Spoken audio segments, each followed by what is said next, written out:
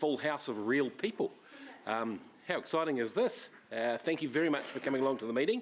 So a couple of words to get going. Look, I realise that it's been a tough time, and so it's strange, isn't it, when it's nearly October that we find ourselves together in one room, and I'm really excited for the community that we are. I do realise, however, that the transition from a Zoom environment is tough on some. So with that in mind, if you are needing to raise your hand and it would feel a bit more familiar, I do have a series of blue hands if you need them. Okay. All right. So if you do feel you'd rather do that than raise your hand in person, so they're brand new hands. Brand new hands. But you'll notice they're not just ordinary hands as well. Each of the hands has an award on the back of it, which we will be looking for. So this one, for example, is the blue hand for the best idea of the day. It's going to come up today. That will be awarded. Another one here. It's the Martin Gallagher shortest speech hand. All right, that'll be awarded at the end of the day. There are 4 of these prizes. This will be awarded by governance at the end of the day, and that is for the staff member of the day today. All right. And this one may seem a little bit cheesy, but it is for the best compliment of another member, all right, today. So we are looking for winners for those today. And again, like I said, if you do feel like you need to put one of those up instead of your real hand, we're here to help. Okay. So we declare the meeting open at 9:34 today. I have apologies from Mayor Southgate for partial attendance, case in point. Do we have any other apologies? Councillor, I'll come to you in a second, Martin. Councillor Ryan. Yeah, thanks for me. Partial attendance in the afternoon, attending some things on the Mayor's behalf. Thank you. Yeah, and I have council business at 2 p.m. just downstairs at a major book launch. Is it 2 p.m, is it? I think it's 2 p.m, yes. Oh, okay. I thought it was 12 p.m, that one. It's 2 p.m, is it? Okay. So I don't know whether Councillor Bunting at an appropriate time, you might even want to do a brief afternoon tea, because I suspect 1 or 2 councillors will be attending on council business downstairs. Yeah, we'll see how we go. We may be able to dribble lunch over to that or something. I'll try and arrange something. And if that could just be noted, absence can be noted due to council business. Absolutely. That's the Life Unlimited book launch downstairs. Yeah. I would also been asked to attend the Life Unlimited book launch. Thank you, Councillor Thompson. Yep. All right. Any other apologies? And Councillor Forsyth. Thank you. I've got an appointment at 12:30, and then after that I'll Zoom in from home. Great. Lovely to see you. Thank you. All right. I'll move those apologies. Do I have a seconder? One at a time, please. Councillor Gallagher, thank you very much. All those in favour, raise your hand. Against? Carried unanimously. Right, turning to the agenda. Now, as you can see here in your running sheet, item 7, the smoke-free amendment policy, is going to be taken after item 5. This is due to some speakers we have coming in for that one. Item 12, the Gardens Project Governance Group Advice, is to be taken after item 7. Again, we aim to have straight after morning tea, actually, because we have Jerry Rickman coming in to speak on behalf of the PGG. So he's going to have a cup of tea with us at 11 and then speak after that. That's the intention. And item 9, the deliberations report, the Safety in Public Places bylaw, will be taken after item 6 due to our contributor needing to head away in the afternoon. So that's as it stands at the moment, but I do apologise, but we may move some stuff around later in the day as it goes on, but it'll be to make everyone a bit more comfortable. So I'll move the confirmation of the agenda. Do we have a seconder? Thank you, Councillor Wilson. And we carry. Oh, those in favour? Against? Carried. All right. Do we have any declarations of interest? No one interested in anything? Particular interest. Great. Particular interest from Councillor Wilson.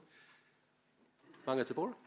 Highlight my position with the DHB and governance. I don't believe they're in conflict. They're open mind in regards to the vaping paper and the advice. So we're noting it, but it's not declaring it's a conflict? Yeah. Thank you. Appreciated. Any other declarations? Nope. Public forum. Welcome, welcome, welcome. We've got a reasonably solid gallery of public forum speakers today. We'll start off with Jeremy Mail, if we could please. Jeremy, you'll be speaking to item 13, the Community Assistance Policy. I might move you up to here, Jeremy, I think, if that's all right. You'll have 5 minutes, Jeremy, you know the drill. A bell will sound at 4. if you're after questions, because we've got a fairly full agenda today, so if you're after questions, I'll ask you to finish early. Thank you. But Jeremy, the floor is yours. Tēnā koutou katoa. As Councillor Bunting has said, my name is Jeremy Mayo and I'm here on behalf of Creative Waikato, the arts development organisation for the Waikato region. I'm here speaking in regards to the community assistance policy, and the essence here is to simply voice my support and the organisation's support for this policy and the work that it has done and will be expanded to continue to do. It seems to me that the policy as outlined in the agenda supports much of the same activity as it previously did, which is important because that activity was and is deeply connecting of our community. And I'd like to take a moment to commend the community advisors and the community team at the council for all the work that they do. Of particular interest to us is the introduction of the Creative Partnerships Fund, and this seems like an excellent step in the right direction. Creative Waikato are happy to support this development and to work with Council to ensure that this potential fund would have a positive impact for the well-being of our community. As I've said before, the arts are a vital aspect to the lives of individuals and their communities. Arts and culture can illuminate our inner lives and enrich our emotional world. They help us to define and express ourselves as well as to engage with each other in our communities. They are powerful levers for promoting positive social change. They function as the conscience of our society and show us that we make the world rather than simply inherit it. So one of the primary reasons that we should all make public and private investments in the arts is for the inherent value of culture. The arts can be life-enhancing and entertaining whilst helping us to define our own identities. The arts have social and educational benefits as well as the various economic ones. Arts and creativity are fundamental to building a healthier society. As we've seen as part of the COVID response, we've seen an upsurge in creativity and engagement in the arts. They've served as a coping mechanism for humanity, a tool to come to terms with our situation, to find solace, to find connection, to find peace. Art is a powerful and transformative element that should be at the core of all of Council's work, as well as any recovery work, as well as just being a fundamental part of our society, and this policy seeks to address that. In order for art to thrive in a community, it needs support. The investment you can make as council can enable a broad range of things. This investment means continuing to have spaces to present work, having people to help make work, having access to materials and technologies to craft work, and having audiences who will grow and engage with this work. All of these things are vital to help keep a functioning and beneficial artistic culture alive, and it's through the arts that we're reminded of what more there is left to do in this world. Successful recovery is about defining clearly, focusing locally, spending social capital, and creating compelling narratives. It is first and foremost about people and places, not policies and processes. But in this case, this policy is solid. The arts can serve as an antidote to times of chaos. They can be a route to clarity. They can be a force of resistance and repair, providing new registers, new languages in which to think. And the arts can be a catalyst to effect such change. And that's why I'm here in support of this community policy. I look forward to working with you all at Council about the possibilities of what the arts can do within the context of this, and I'm open to any questions. Thank you, Jeremy. One I will ask if there are no other questions beforehand, and that is Creative New Zealand after COVID. Yes. Is there new funding on the way? Is there anything where we can... Yep, so the Ngā Toi Arohi Fund, which I've talked about previously, which is an Arts in the Region fund, is actually currently open. And it's open until the 30th of October, which is the one that's looking for partnership either through other funding sources or in-kind sources. Community groups who are based anywhere other than Auckland, Wellington and Christchurch can apply, and it's for up to $150,000. The other funds that are available are regular arts grants, which any organisation or individual can apply for. Those are for up to $70,000, and they're rolling on a monthly basis. So they've already had one round. The second round has just closed, and the third round is about to open. They take 200 applications per round, and then the round is automatically shut off. Right, so that Ngā Te Arohi fund? Ngā Toi Arohi is one fund annually, and so that closes It's a partnership type fund. It's a partnership type fund, Right, but it can be in-kind support as well. So I know that there are a number of organisations who will be applying for that. And then the other fund that I've been consulting on is with the Ministry of Culture and Heritage. So they've got a $12 million capability fund, a $50 million what they call a care fund, which is for inspiring creative employment and industry, and an innovation fund, which is $60 million, which they're still going through consultation on what that will be, but they seem to be moving very quickly because they want to make a decision. So there could be scope for some more funding to the region. Councillor Thompson has a question. Thank you. Kia ora, Jeremy.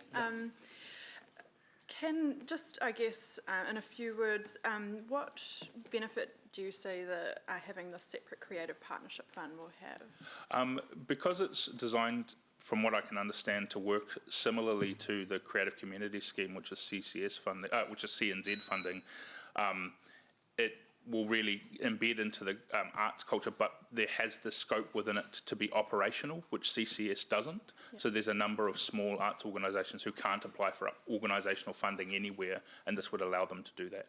Right, yep, okay.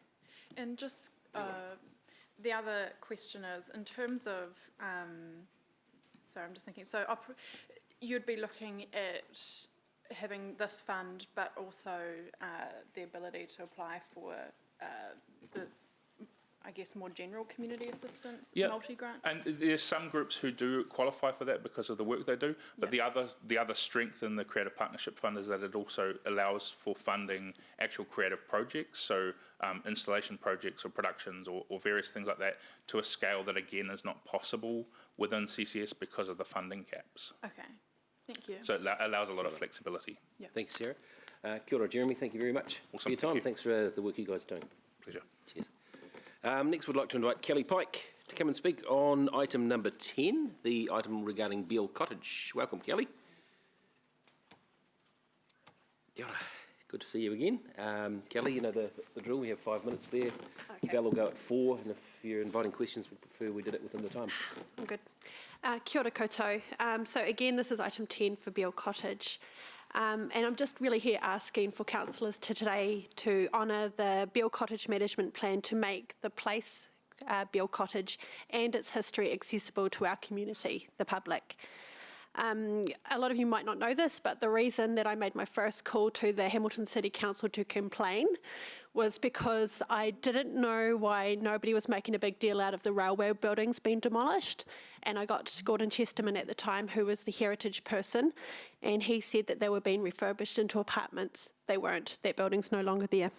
And now, while the railway buildings doesn't have the heritage significance of many of the other buildings that we've lost, like Euphrasie House and soon to be the Pools, I think it still is important because it still is, in terms of protecting our heritage, it's still crucial because it tells our stories, and whether or not those stories were made 150, 60 years ago, further back, or 20 years ago when those railway buildings were used as a studio for artists, it's still really important to our identity, who we are and where we come from. So I think it's really important we always look to our history, we learn it, and we, I guess, do what we can to remedy wrongs of the past, but also make sure we don't make those same errors again.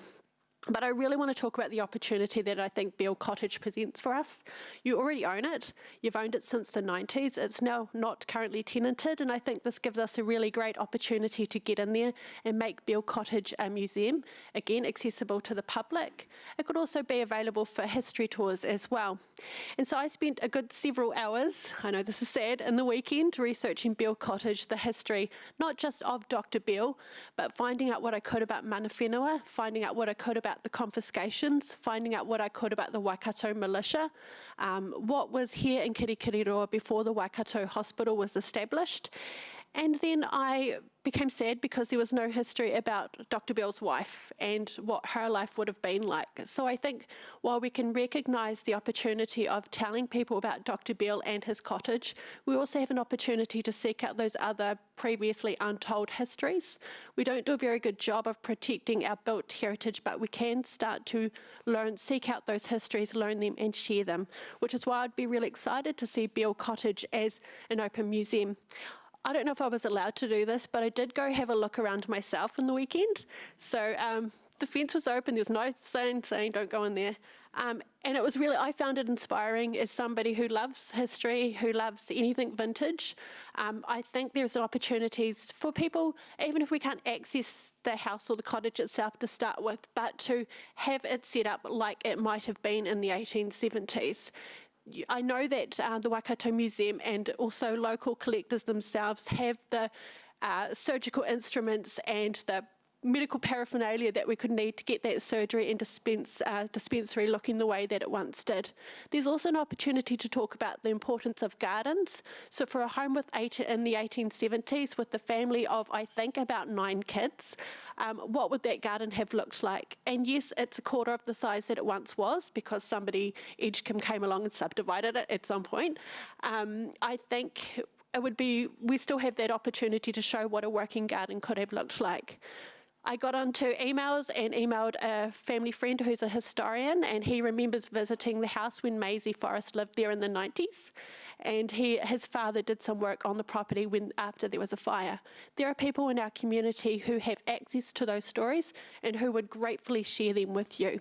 So at this point, I'm asking that you don't seek commercial tenants for that property and allow for us to gain access to that. We can start small by getting the garden a bit tidier, chucking a few pieces of furniture in the building, but bring us for that journey. I would be willing to pop in and do some weeding in that garden if that's what's going to take to get this over the line. I don't think this is something that we need a big plan for. I think it's something that we're ready for. And it's not just the story of Dr. Beale. We need those other stories from Mana Whenua. We need to acknowledge that it's confiscated land, but we also need to embrace the stories of what it would have been like living here in the 1870s. Kia ora, Kelly, thank you, and you're not alone in your thinking in this room, I'm sure. And thank you for the offer of weeding as well. Does that extend to... No, honestly, I would. I enjoy it. Cool. It's relaxing. Would you like to start on roundabouts and parks? And Only the things I like. Any questions of Kelly while she's here? Okay, you've got 8 seconds, Sarah. Go ahead. Morena Kelly, you talked about it being a museum. Could you talk a little bit more about how you imagine it working? Well, I did think, because I think I haven't been there yet, but I am going to try to get in tomorrow afternoon. I think Hocken House is available for people to go in, and they've got what they call a folk museum, which is how it would have been at the time. That's my understanding of it. But I thought we could actually go one step further than that. There are a lot of people in Aotearoa and around the world who really get a kick out of Victorian medical equipment and surgery instruments, like really big. And I'm talking like the jars with preserved bits and bobs. It might sound macabre, but it would be a visitor attraction. There are museums all around the world who do this. They specialise in that really niche thing, and it would be, yes, it would be interesting to be a surgery, but it would also be interesting to go one step further and be a bit more creative with it. And there have been times where we've had that sort of Victorian, as a collector, Victorian items that we would have gifted to this particular museum, and I have no doubt that there will be others in the community out there now who would support you to do that. Thank you, Kelly. Kia ora. No more questions. Thanks, Kelly, for your passion and your offer of weeding. That's great. Absolutely magnificent. Thank you. Now, our speakers from the Craig Hardman and Daniel Blair, we don't have them here, do we, or on Zoom? No. So we will, there are no other speakers for the public forum? Right, okay, we'll move on. Thank you very much.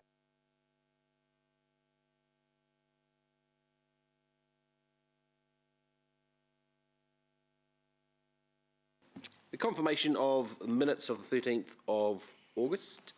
I'll move. Do I have a second for that? Any questions, comments, compliments? Don't forget, we've got these. Did you have a question, Te Pora? An amendment, sorry. No, a question. You had an amendment to the minutes? Yeah. Okay. If you... So page 10 This is the confirmation of minutes. of minutes, yeah. Yeah, okay, yep. With an amendment. So page 9 and page 10 incorrectly have that I was for the foreshadowed amendment and then the substantive. I think the Thompsons may have been mixed up in there. Ah, okay. We can probably get that corrected without putting an amendment in. I watched the video.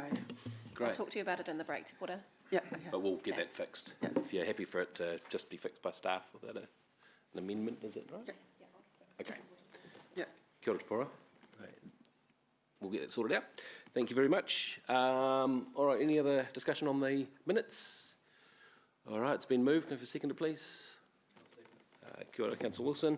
And those in favour? Against? Carried. Right, we move on to the smoke-free outdoors policy. This is item number 7. Nick Chester and friends will be presenting this one here. Now, you'll recall that a year ago this came up and we kicked it into touch looking for more information. And so Nick is back with more information.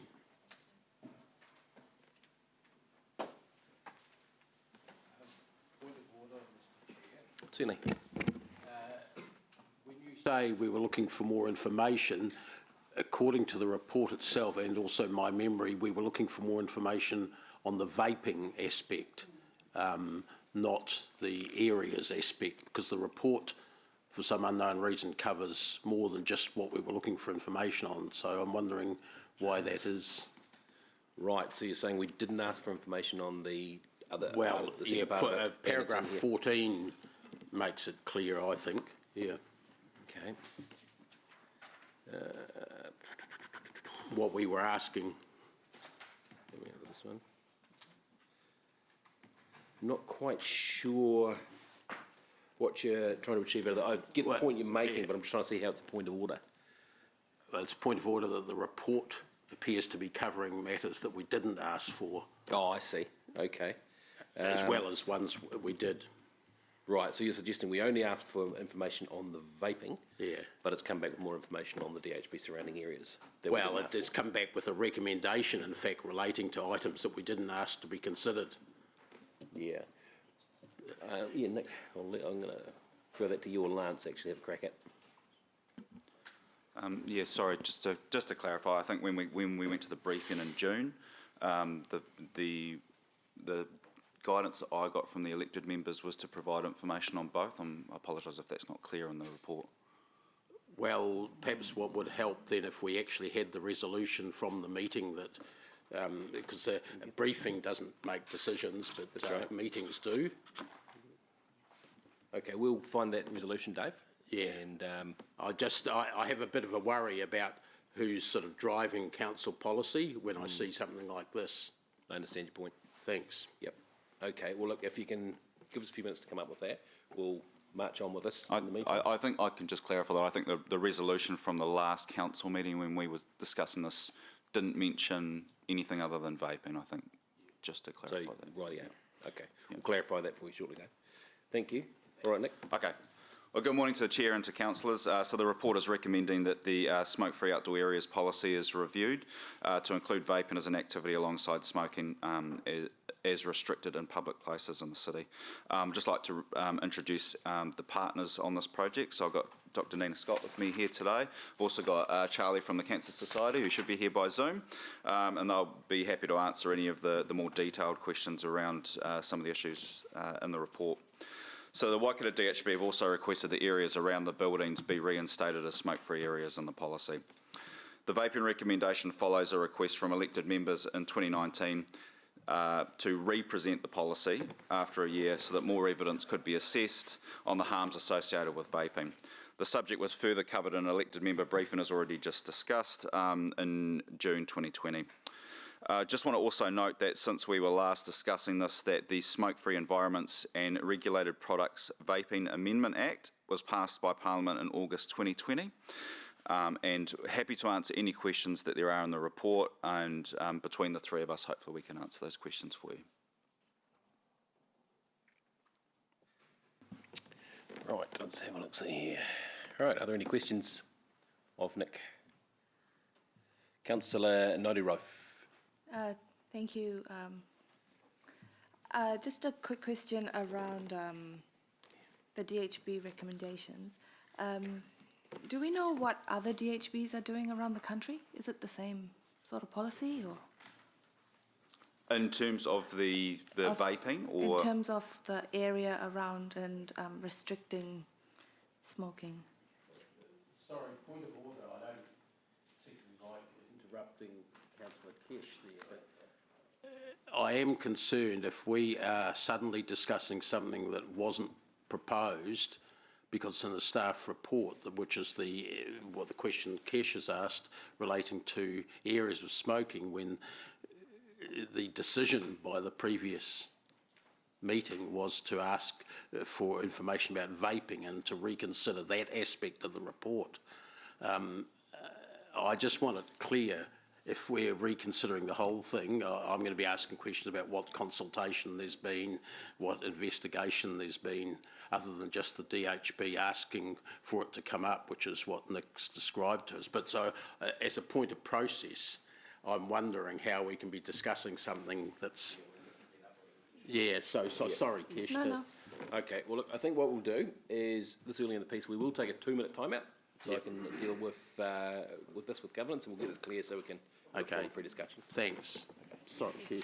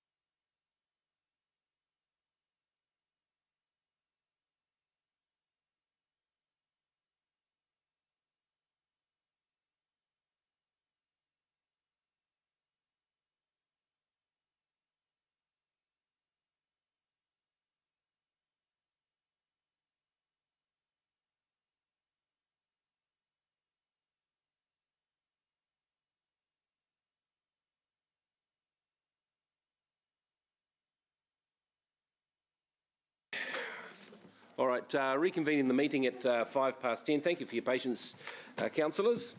All right, so regarding the point of order, we're noting the point of order from Councillor McPherson. There is material in that report that wasn't necessarily asked for, but because it is in the report, we will rule it in order to discuss it. But there is a motion on the table moved by myself, and I'm looking for a seconder. Now, the motion is essentially that is option two, where is it there? Option 2.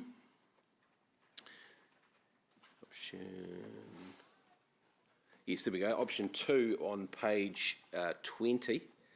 And the motion is that we update the policy to include vaping in all smoke-free areas, and we make no further amendments to smoke-free areas. Do I have a seconder for that? Councillor Ryan's going to second that.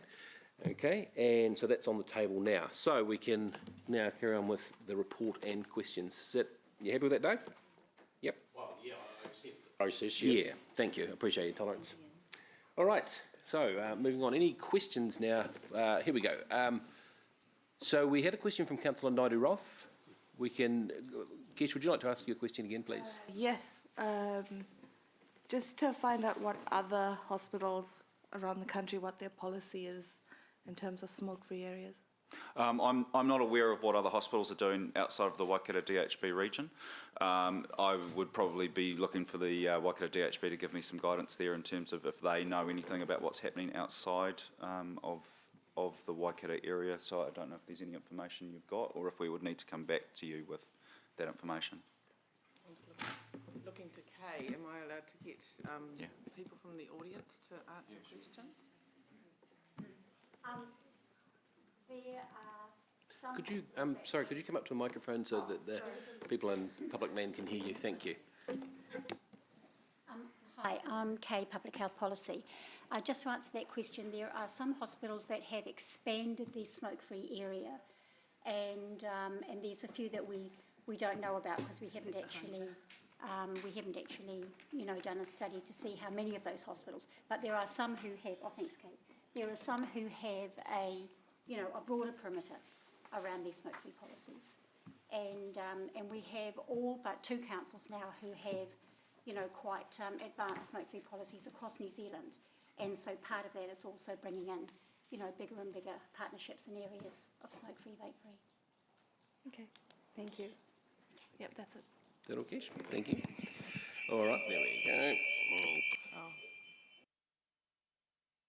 Māngai Thompson Evans, and then Councillor Dave. Thank you, Chair. Ngā mihi kōrua, koutou. So the regulation that was passed, the act that was passed was more around, that sounds very echoey, was more around vaping regulations, but not so much Correct. about vape-free places. That's correct. So I remember we asked for advice around vaping, specifically the Ministry of Health guidelines, or the advice, and we were told at the time that that was in development, and I'm assuming that we've come back because the Ministry of Health have provided some official advice or guidelines around vaping. Yeah, so the new Act it covers a few things. So sale, supply, marketing of vaping is a large part of the new Act. And correct me if I'm wrong here, but my understanding is that smoke-free indoor areas are now covered as also vape-free areas. Smoke-free outdoor areas that are covered by councils are not, so councils need to make their own decisions there. By making our smoke-free outdoor areas also vape-free, that would move us closer to the intent of the Act.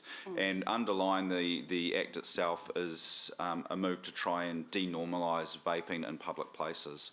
So there are various elements to the Act, but having smoke-free and vape-free areas is definitely part of the Act, and it aligns with the intent of the Act as well. So the extent of the Act, so my reading of the Act was that it was more about where, very broadly it talked about streets and so the street area around Waiora CBD, but more applies to areas where you could have smoking if you were provided with outside areas, such as public bars and things like that. That's my understanding of the Act. Sorry, could you just, So I've if sorry, you're lost it. in a bar, you could smoke outside so long as there's A smoking area? yeah, smoking area and whatnot, and that the Act just extends to that. Yeah, yes, Yeah, in terms of think, vaping. I think that's That's- correct, yeah. yeah. Yes. Okay. Sorry, I'll let Lena clarify there, yeah. Kia ora. Can I just add, so the vaping amendment bill does go on to say that it says schools, early childhood centres, etc. must display no smoking or vaping notices. And then it says that new regulations can be expected to come into force from August 2021, which is not that far away. And I think that the intent is that it's going to be a process of engagement and discussion, and I think that's what we're trying to do here, to extend the scope. So can I come back to my original question, which is around the Ministry of Health advice on vaping? What is that? So I might just get Charlie to chip in here. He's an expert on this, and he should be able to answer that question. The very basic understanding is that vaping is at the moment, the research is still ongoing, but the research we have to date at the moment is that whilst vaping is less harmful than smoking, we can't rule out harms associated with vaping, and that includes second-hand vaping. So there is an increasing body of knowledge and evidence that's suggesting that vaping is harmful. And so the Act is kind of looking at that in terms of denormalising vaping alongside smoking. So I'll just see if Charlie's got anything he wants to add at the same time. Oh, I think you've pretty much covered it there, Nick. Yeah, so the same regulations that would apply to the Smoke Free Act are the same things that are going to apply in the vaping in time to come. As mentioned already by Nina, around early childhood centres in work, inside workplaces and things like that. So the responsibility for councils is to apply vape-free. They've been given the authority to apply for vape-free areas and smoke-free areas pertaining to their regions. So in regards to what the Ministry of Health are recommending, that's basically where they've given that, I guess, that regulation to be implemented by over to councils, individual councils to implement. Thank you, Chair. Thank you, Te-Pora. Councillor McPherson. Thanks. My questions relate to the areas side of things rather than the vaping side. Just to follow up Kesh's question, I understand, and certainly was the case a year ago, that Nelson DHB has a secure smoke-free area associated with its mental health facility. Can you confirm if that's still the case? I don't know. Do you want me to ask Kay? Kay? Does Kay know? Sorry? Just going to refer to Kay Okay. and Kate if they're... We don't know, and I think they are looking at. You think what? I think they're looking at changing that. I don't know. So. Well, it's okay. Perhaps 18 months ago, I think, when this came up, I asked the identical question, and the answer from the DHB at the time was that they thought Nelson said DHB was looking at it. Same answer now, 18 months later. Okay. I'm questioning whether there's been any checking of that at all. Questioning metaphorically, not literally. Of course. Outside the Waikato Hospital building, the streets that we've been asked to ban smoking, I believe, and correct me if I'm wrong, include, maybe not exclusively, but certainly include Selwyn Street and Pembroke Street. Would that be, are they? Yes, I believe that's correct, yes. Yep.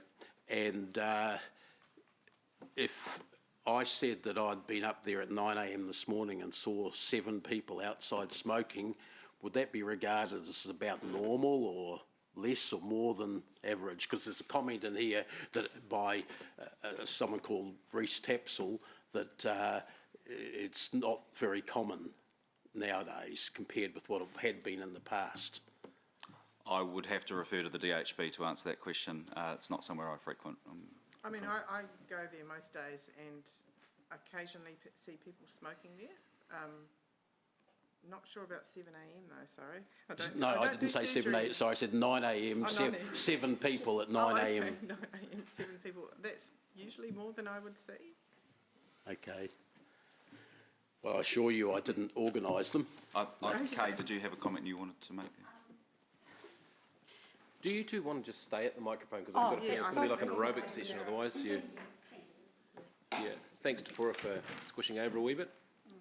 Cosy corner there. Thank you. Look, it's just such a complex and interesting topic when we come to talk about the smoke-free. Now, what we do have for Hamilton City that might help is that... Sorry, I don't want a speech. I want an answer to the question, surely. Is 7 at 9 a.m. normal, less than normal, more than normal? What would you expect? We still have some smokers. We definitely have some smokers around the DHB, and we are working internally to address that. But overall in Hamilton, between the two census areas, we have 14,863 fewer smokers. So we know that the collection of policy is having an impact. So I'm not asking about the general population, because this is quite a specific request from the DHB for smoke-free areas to be created outside two DHB facilities, not about around the general city. So would the people that are still smoking in those, say, outside the Waikato Hospital in Selwyn and Pembroke Street, would they include both staff and patients? Yes, they would. Okay, thanks.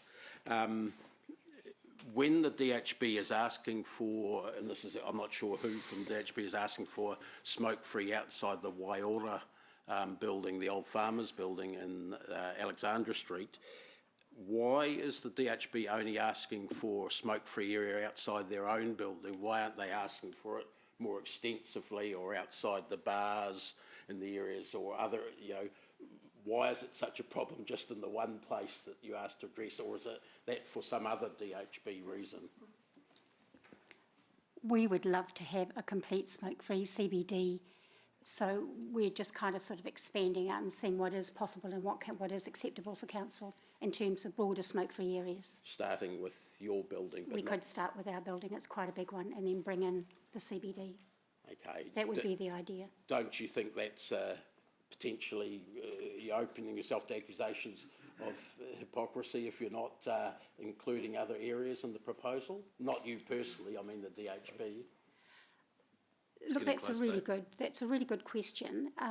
I think because health is the recipient of long-term smoking and the impacts of that, then I think it's good to start in-house, and we're continuing to work all the way up the chain with our DHB to improve support and decrease the amount of smoking that is occurring outside the buildings.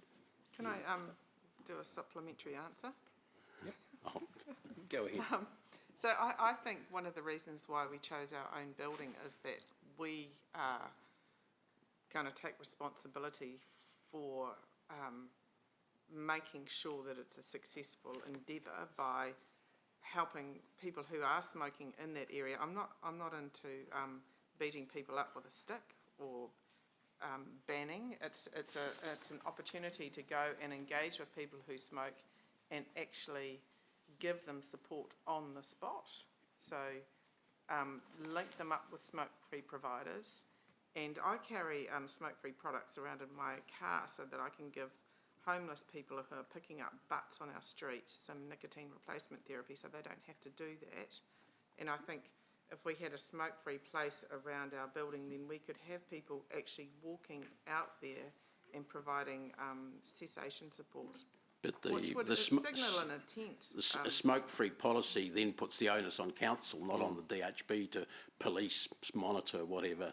You could do the sort of work you're talking about. yeah. You could do that regardless. In fact, you might attract more smokers if you didn't have a smoke-free policy and went out and worked amongst them, surely. So we would be able to work with council and your staff who patrol the streets and support them to be able to offer that support to people who are smoking as well. I just think we need to progressively get better at smoke-free.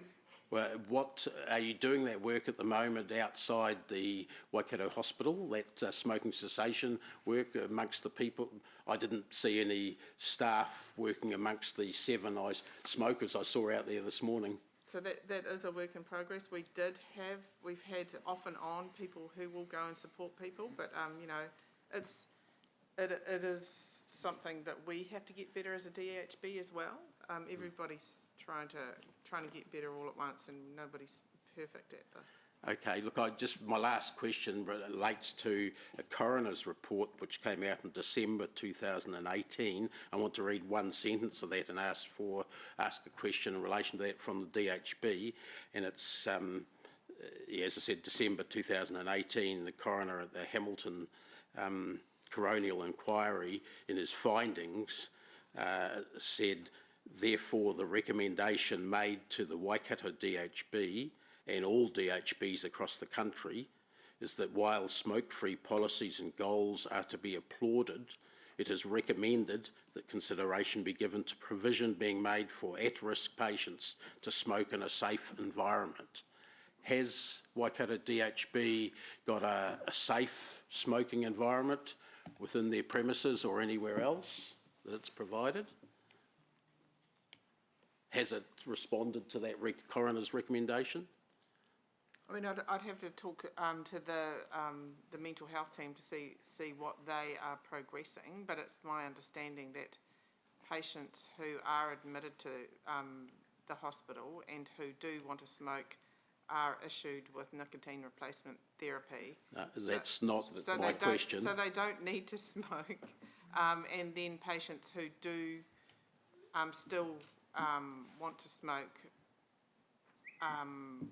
just go and smoke down in the bush. Down in the bush. I asked for a photograph to be available. I don't know whether it's available to be put up on the screen. Because you said down in the bush, and I'm taking it you're meaning, while we're waiting for the photo, the bush that's across the road from the end of Selwyn Street, where is it the Hocken Houses, and the paths that go down towards the park and the river there? Sorry, David.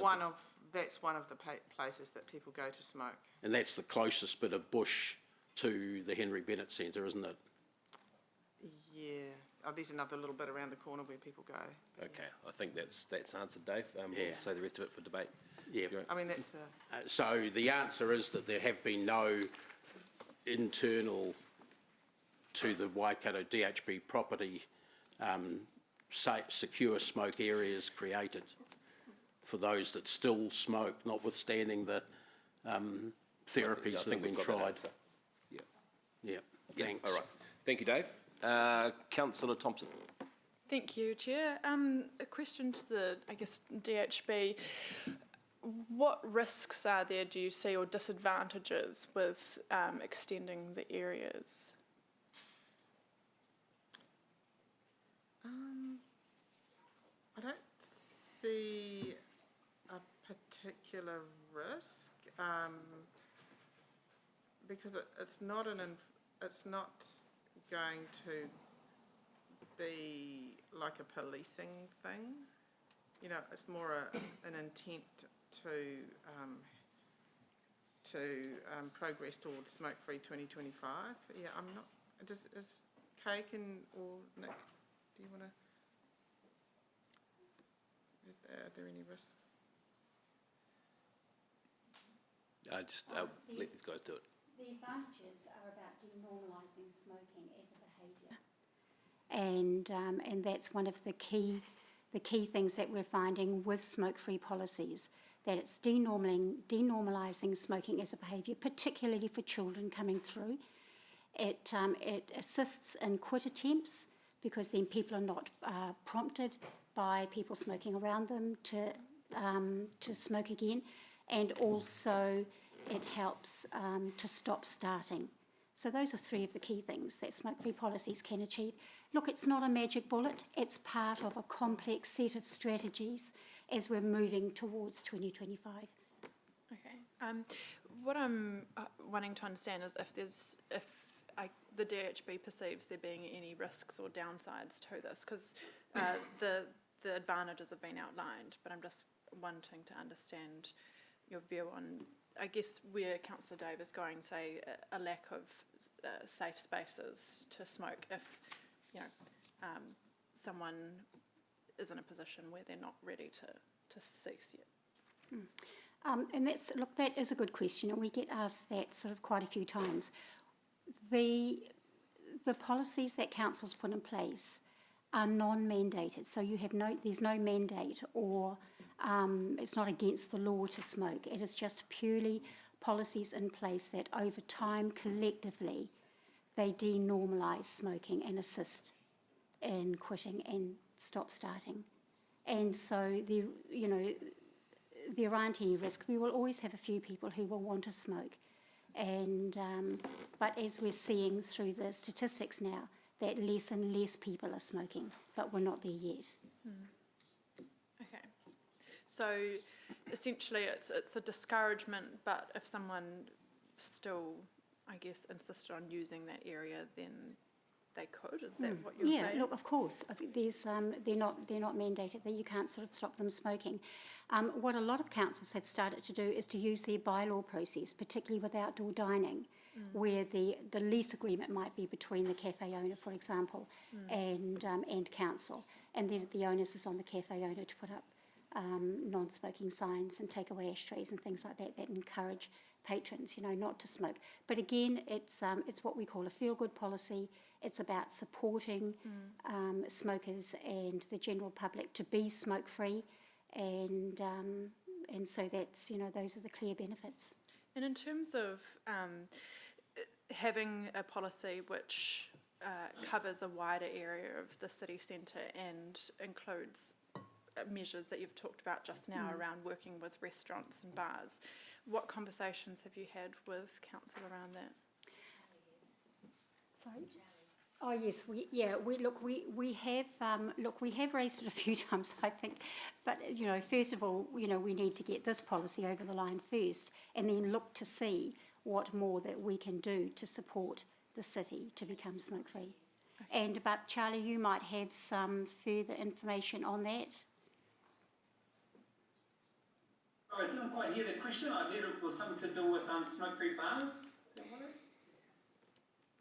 it? The question was what conversations the DHB has had in terms of working with the council around a policy that would cover a wider area of the city centre, including working with restaurants and bars. I'm not exactly sure, but I know it does help if DHBs, we work together with working with councils to implement smoke-free restaurants and things like that. There are some councils that have implemented smoke-free cafes and things like that, and that's always been good. There's been some strong support, particularly in Matamata Piako. They've had some really strong support in Waipara District Council as well as they're developing their smoke-free policy to implement smoke-free, vape-free, but also outdoors dining as well. So there is definitely potential for councils to implement their own smoke-free, if I'm hearing the question right, smoke-free and vape-free cafes and restaurants. And there's been mostly good success and good feedback from those results. Okay, thank you. Thank you, Sarah. Councillor Mangai Oli. Thank you, Chair Mark. Tēnā koutou. My question pertains to points 19 and 21 of the report about vaping in youth. Can you please expand further on the risk that vaping provides to youth? Sure, and I'll probably pass this one over to Charlie as well because he's the expert in this. But from the information that I have is that we've had a number of schools, high schools, that have raised the issue of vaping within schools, especially with vaping by stealth devices that often don't look like they are anything other than like a USB stick or something like that. That it's been harder and harder to control vaping by students on school grounds. And so I believe that there was an open letter that was written by high school principals to the Minister of Health asking that the issue of vaping was addressed in the Act and that was accelerated. Charlie, did you want to jump in on this? Because I know that that's something that you're well aware of. Yeah, so we've had quite a number of schools having concerns around vaping. Just before our meeting, I done a quick survey with 11 of the secondary schools around just in Hamilton itself, and 7 of them participated, and 6 of the 7 had issues with vaping. And so, and what basically what we've seen with those who have had issues with vaping is that you've now got a generation of young people that have never smoked getting addicted to vaping and having to, what do you resort them to if vaping's supposed to be the I guess the, what do you call it, the secret medicine to help get people off smoking if they're getting addicted to vaping and they've never smoked. So so there are definitely, I guess those are the risks, is that not only are they getting addicted to, not only is it addicted to vaping, but what the research has shown is that the stats where they've gone up with vaping have also gone up in smoking as well. So even in the Year 10 report suggested that vaping, the increase of vaping has caused a slight increase in the smoking rates as well, whereas originally the argument was that it's going to help bring the rates down, but unfortunately it's actually gone up. And can I just add to that? So this is from overseas as well. So smoking rates in youth have been nosediving, but what we've seen is as vaping has been going like that, the rates of smoking in these adolescents is now it's turning into a V shape. So they get addicted to the nicotine in the vape, and so when they're offered a cigarette, they actually seek them out. So because of the nicotine, it's just such a highly addictive drug. So you're saying people are turning to smoking? Yeah, vaping is making children smoke. Thank you. That's the summary. And I assume, if I can have a follow-up question, that there are other substances that youth can put in vapes that will present them more risk than nicotine? Yeah. The hazard with some of the vapes is that they come across so subtle with their flavours, and so it no longer becomes I guess the nicotine addiction. The addiction to the nicotine is not really on their mind. It's more about the flavours, and some of them come with nicotine in them, and so as our behaviours are after you've gotten so used to a lower level of nicotine with the flavours, because it becomes a less. I guess you wouldn't notice the effect of the nicotine because the flavours are so nice for young people, and so they start to resort to more higher milligrams, which exceeds what you would get in a normal cigarette. So that's the issue we're having with a lot of young people too, which we'll talk with some of the schools around in the Waikato, where they've had concerns with students that are addicted to high milligrams of nicotine that exceeds what you'd get in a cigarette. So going to a cigarette is not even a better option because it has, obviously, it's got chemicals, but it's got lower nicotine milligrams as well. So, yeah, I don't know if that answers the question, but... No, that's good. Good, Charlie, thank you. Thank you. Kia ora, Ollie. Councillor O'Leary. Yeah, thank you, Mr Chair. I'm just trying to follow along with the discussion. So just a process question so that I'm clear. You've moved the motion, which is option 2. Now, you didn't do that. So the staff recommendation is still an available option. We didn't, through Councillor McPherson's point of order, you didn't discount that as being... Yeah, although we do have an amendment from Councillor McPherson. No motion, because... to the motion. Yeah, I'll put the motion, seconded by Councillor Ryan. And Councillor McPherson, about a matter of a minute ago, just texted me an amendment. Do you have a... Well, I haven't seconded, but you may wish to consider incorporating it, that's all. So Yeah. that's why I sent it to you and Becca Yeah, so mine and Ryan's motion is option 2 in the number 2. report, which doesn't include Amending the smoke-free areas. the smoke-free areas. Yeah, so the intention of ours is to And- include vaping Yeah. in the existing Yes, areas. but that wasn't Ryan's happy. that wasn't because those things can't be included, right? That wasn't ruled out as a process. No. The area around the hospital We and- noted Councillor McPherson's objection to that stuff being in here. Yeah. But we've ruled it in order. But it Ask is, those okay, questions, because, yeah. I was reading the minutes and it made sense to me as well, Yeah. so, okay. All right, so we've got a motion and a minute. Can we get those on the board so we Yep. can have a nosy? We're just putting that up on the board now. Thank you. Dave's to include it if you are, otherwise it'll create a further. Yeah, that is a good point. Yeah, Dave, are you happy if we include that in the existing motion? Right. So, just to make things even more clear. So Board have we no are idea going what's to put up going on. the motion, I agree, which incorporates Dave's amendment. So it will become a motion, so there's room for an amendment if you want to. I don't know what Dave's amendment is yet. That's a very good point. So we're just getting that as quickly as we can. No idea. Try to do it. But are we having fun today, people? Are we having fun? Doing a very good job. From here down, I'm sweating, right? It's about to creep above the neck, right? So we'll get that up as soon as we can. You've got that there? All right. Did you have a question in the meantime, Councillor O'Leary, while that Nope. motion goes up? Okay. Would you mind if we move to Councillor Pascoe's question then? You do mind? Okay, we will wait.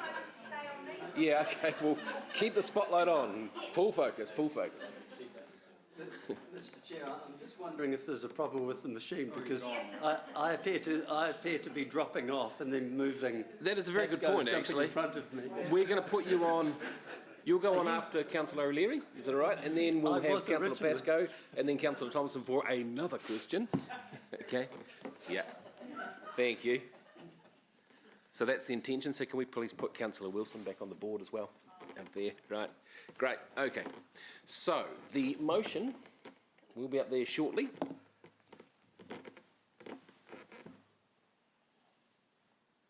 Would you like a drum roll?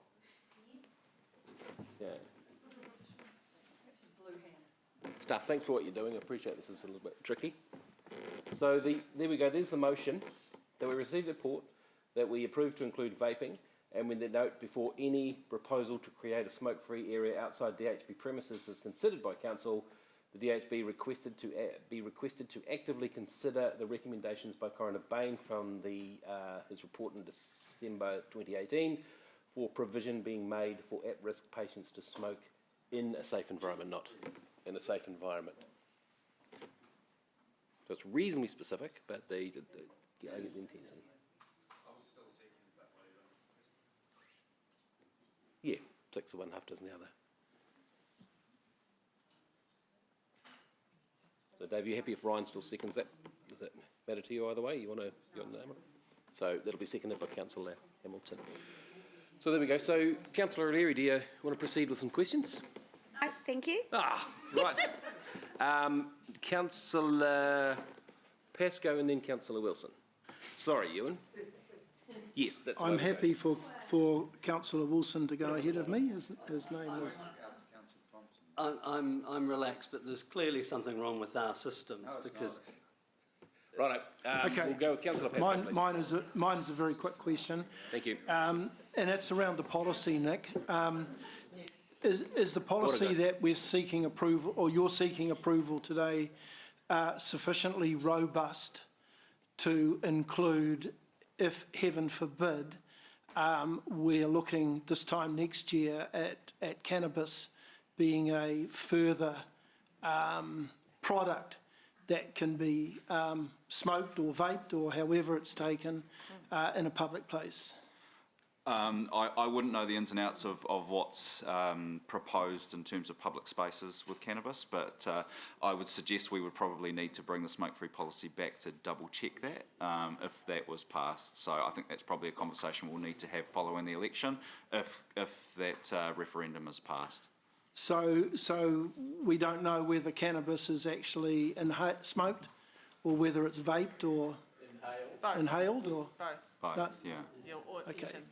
My understanding of that cannabis regulation is that the regulations will apply to exactly as it would be to smoke-free recommendations as well. So, in fact, they'll probably be a lot stronger from what we've looked at already. Okay. I don't think, and I think again, where there may be that opportunity for councils to implement that for their own regions, where the smoke-free environments apply as well. Okay, thank you, Chair. Thank you, Councillor Robin. The most anticipated question of the day, Councillor Wilson. Thanks, Mr. Chair. Look, my question is to the DHB, and I want, if I could, to have the DHB explain in slightly more in-depth detail as to the dangers of vaping. And I particularly would like you to expand on the three following areas. Are there dangers associated with vaping, including ultrafine particles being inhaled deep into the smoker's lungs? 2, could you refer to any research done into whether or not flavouring within vaping is linked to serious lung disease? And 3, whether or not there is any research that says that vaping is bad for the heart and for the lungs. And then I have one other series of line of questioning, Mr. Chair. I can provide a broad overview and then defer to Kay for the details. So the research is very new. It took a long time to get research on tobacco. It takes decades to develop lung cancer from tobacco. So a lot of this we just don't know. Intuitively, we know it's a really dumb idea to inhale this stuff into your lungs. So there are other dangers. The association with increased rates of tobacco smoking, and also that you can vape other products. You can, for example, marijuana. And then there's the slight risk of the devices blowing up. But so now for the details of your specific questions, I'm going to hand over to Kay. Hospital pass of the day. And I think, well, Kate's our clinical nurse, so she may have a little bit more information, but that is definitely a question for our respiratory specialists and consultants and surgeons. I'm not a doctor, so I can't answer the ins and outs of how it impacts on the body. Thank you. Mr. Chair, I guess this is a friendly message, if I could suggest, to the DHB. I'm particularly interested and fascinated by the dangers of vaping, and there is considerable amount of clear evidence that there is considerable harm in each of the three areas that I questioned, right?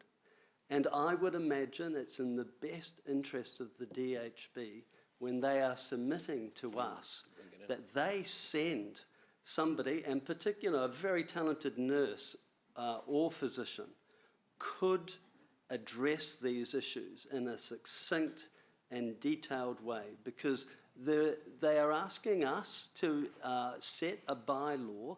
It would be helpful that we get clear evidence, and I don't know if we've had that today, where it's clearly available.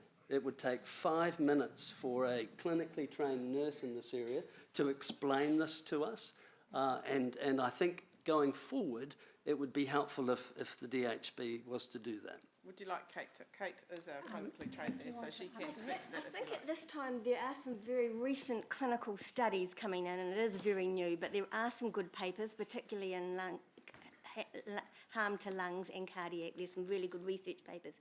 I haven't got them with me, but we would really be willing to set up a time where we could do an education session and get our respiratory physician and a cardiac physician perhaps. The research is new, but there is some. Thank you, because that would be helpful. We're being asked to make a bylaw, and it would be really informative. Okay, my last question, and again it's to the DHB. Is there not some irony that the DHB is here today asking us to create a bylaw regarding smoke-free areas around hospitals, while the DHB have ignored a detailed instruction from a coroner's report that says that at-risk patients should have access to a safe smoking area. In the sense what I think the coroner is saying, and some leading psychiatrists would say, that in fact dangers of mental health are more acute at times than the medical risks associated, of which there are considerable in number, smoking. And why the DHB hasn't addressed their own issues in-house while asking us in a local government to help them in the broader sense. So I can pick up on that. So I think we're talking about two very separate issues. And I can't comment on what the mental health services are doing in this space, but having worked in mental health as a psychiatric registrar back in the day when there was a room for smoking and it was full of people smoking, and having, immersed myself in the evidence that smoking is a risk to mental health. So if you have people who are depressed and you support them to stop smoking, the effect on their depression is greater than giving them antidepressants. So smoking's bad for your mental health, and if you do have poor mental health, then giving up smoking's very important. In the old days, people used to say, don't even try and help them to stop smoking because they need it, and the evidence has totally swung in the other direction.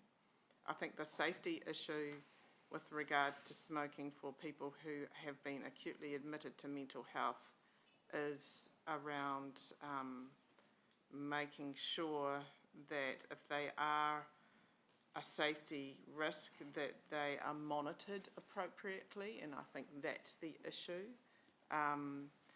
If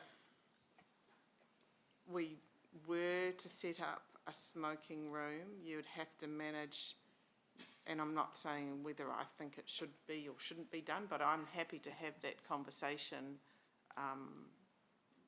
in collaboration with anybody here. So it would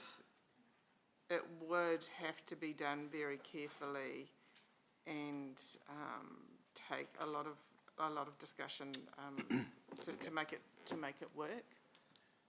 All right. Thank you. I think that question's answered. Thank you, Councillor Wilson. Right, Councillor Thompson, Councillor Maunga Evans, Councillor McPherson, you have already asked questions, so I'm going to ask you to limit it to one in the interest of keeping it going, so make it a good one. Okay. Does the Act provide for any limits to advertising of vaping products in shops, or can the council do that itself through any regulations or bylaws, etc.? Yes. The Act does, it speaks about vaping in workplaces are prohibited, advertising and sponsorships relating to vaping products are prohibited, sale of vaping products and toy vaping products to under 18s are prohibited. I think that's the ones that are probably relevant to your question. Okay, thank you. Thanks, Sarah. Mangai Te Pora. One question, please. One question, thank you, Chair. 1 year on from the smoke-free bylaw, is there evidence to say that the smoking rate has come down directly relative to that policy that we put in?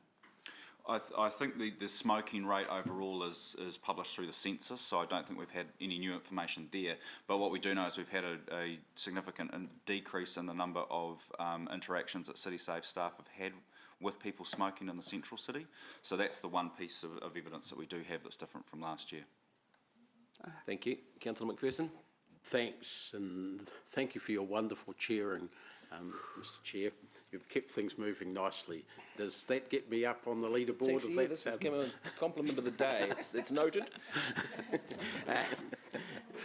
Look, Nina, you were just talking before about where people in, for instance, the Henry Bennett Centre do continue to smoke, that the question is whether they're monitored appropriately, and you were talking about smoking rooms, but are there not at least 3 outdoor secure outdoor areas attached to wards within the Henry Bennett Centre?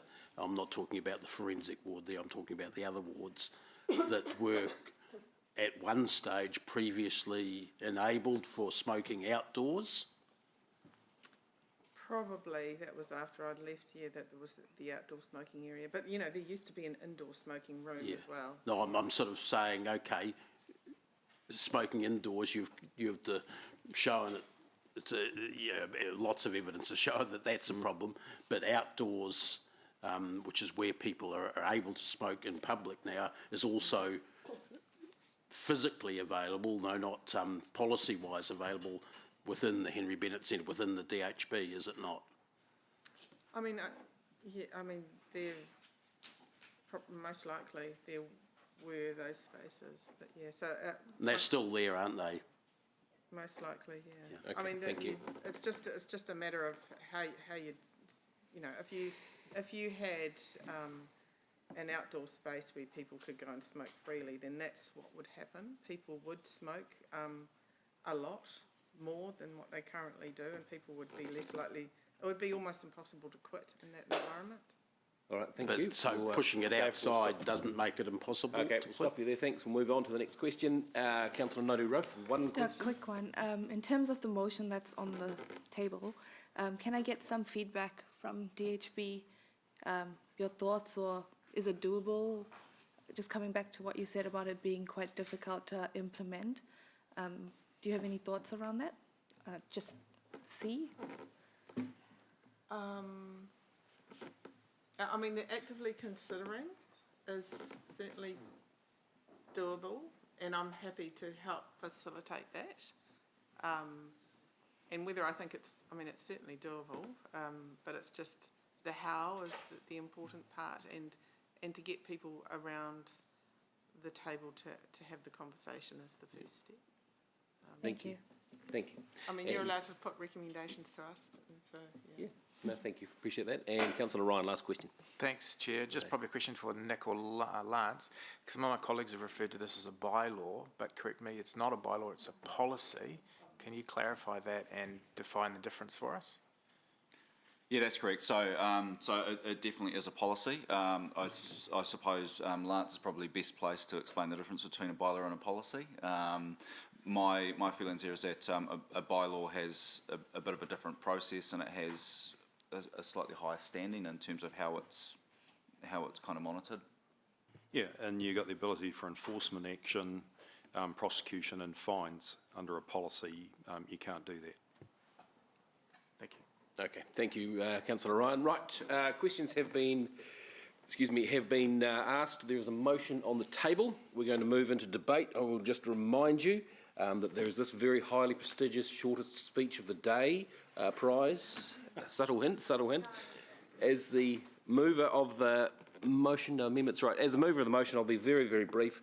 Look, I appreciated Councillor Ewan's line of questioning, saying, would you not have brought more information? You should have been here last year. The reason we kicked this into touch last year was, from what I took, was the only recommendation was it's a bad look. If you remember rightly, vaping looks bad. And we didn't have enough information to make a decision on that. I'm grateful to Charlie and the DHB people for coming in a reasonably tough meeting today, but you've swayed me over the line when it comes to vaping, especially when you strongly said vaping is making children smoke. So that's enough for me to move over to the no vaping in public places side of things. So thank you, that's all I shall say at the moment, and look at that for a time. So any more speakers? Councillor Hamilton. Thanks, Chair. Yeah, look, I'm really keen to support this, as I was including vaping last year. Just wanted to read a couple of things that I think are important. This is one from the headmaster of St Paul's. He wrote out to parents, quote, regrettably, while vaping may have been packaged as a life-saving Panacea? How do you say that? Panacea. Panacea, thank you. For adult cigarette smokers. For school, it is just the latest in a long line of distractions from the core business of learning and teenagers fulfilling their potential. Any use or possession of vaping or vape accessories is viewed as unacceptable, and incidences will be treated as such. And then from a report that the University of Otago did, there's a quote in there. However, in the last few months, some school principals have made media statements indicating their concern at the rapid growth in vaping they had observed among the students. For example, the president of the Auckland Secondary School Principals Association commented, "At some schools, we are starting to see over 30% of students have tried it. The percentages of people who are using it regularly are pushing up towards 5-6+%. And the interesting thing about that statistic, that might seem low, but that's in schools where smoking has basically hit 0%. And finally, also from Otago, therefore, vaping's potential contribution to achieving the smoke-free Aotearoa 2025 goal through acting as a substitute for smoking and supporting cessation remains unclear.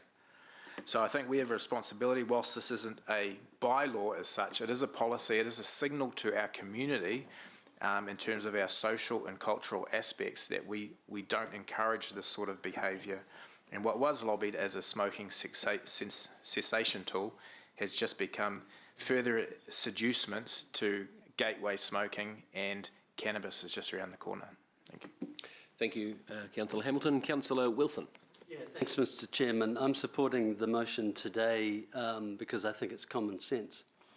What I was disappointed about today has been the fact that from a DHB standpoint, the way they've presented evidence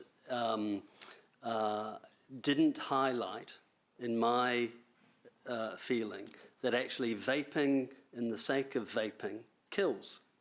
There's a lot of very clear evidence that just the process of vaping can provide irreversible lung damage. And young people, and in fact all ages in the United States and Europe, it's now clinically clear that the act of vaping kills, and in some patients. And so what our argument appears today to be, and driven by school principals, is, hey, look, it's a bad look and it leads to nicotine, it leads to smoking. That's all true, and that's probably a reason why we should be trying to limit vaping anyway. But I don't want that to distract from the fact that vaping itself is incredibly dangerous for just simply the act of, and just start Googling the damage that happens to the lungs with these ultrafine particles being entered into the lungs. So that's my comment. I just felt the DHB had an opportunity to broaden their narrative more than just, oh, it's not a good look and it leads to higher smoking and nicotine's addictive. Come on. I was expecting to also hear some clear evidence and point to research that says there's damage to the lungs and to the heart in addition to those other things. And I didn't hear it, and I would have expected if the DHB took the time to want to highlight these things, that they present those things to us in a clear and precise way, and just not assume that we would follow their recommendations. I want to hear the experts articulate that, and I don't think I heard it today, but I've got enough information to support the motion. Thank you, Councillor Wilson. Councillor McPherson. Thanks, Mr. Chair, and again, thank you for your chairing today. Just it's heading your way. Look, I don't think there's any disagreement around this table that smoking cessation, and including vaping cessation, is a good move to take. They're both public health problems. Where we've tied ourselves in some knots here, I believe, is that we're not fully treating these as public health issues. We're treating them as legal enforcement type issues. We've got the wrong approach there, and Nina and others from the DHB did touch on some of the right educational approaches that do need to be made and are in part being made by the DHB and other agencies. That's good. I think it is clear that enforcement, policies, bylaws, whichever way you go, restricted areas don't work. With smoking at the moment with some people. They force the problem further afield, and nothing was more clear in that respect as to the answer that Nina gave when I asked what would happen if people continued to smoke and the smoking cessation program wasn't working with them. Well, they'd have to go down to the bush. Now, I think that's pretty clear. That bush near the DHB has paths that lead to the river. So I'm not going to say any more about that particular thing, but it's clear that we're talking about pushing that sort of problem out further and pushing it into an area where the City Council then has responsibility for trying to fix it. And we're not set up as a public health agency. The DHB, if it was doing its business properly, fully, would be drawing those people back into the DHB and dealing with that issue there, particularly with their inpatients, both mental health and some other problems, because there are certainly other patients that go outside for smokes as well from time to time. We've probably all heard stories about that. The DHB at its Henry Bennett Centre has 3 wards with fully enclosed outdoor smoking yards. That's what they were set up for. They're still available. They're not smoking rooms. That is a thing of the past, fortunately, but they're certainly outdoor areas that could be used for smoking and were in the past until the DHB changed its own policy and sent the people out onto the streets or into the bush. I think that they have absolved themselves of the problem and passed it on to the wider community and us in this case. So I think the last part of the motion is good. I think it says you sort this issue out in your own area first before you put it back on us. We have a responsibility as part of the community, but not for the people that they have direct responsibility for, certainly not in the same way. Thank you, Dave. Appreciate that. Councillor Thompson and a half. Thank you.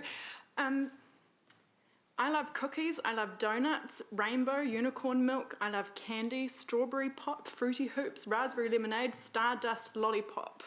Is that Leo speaking? No, these are just a few names of flavours for vaping liquids.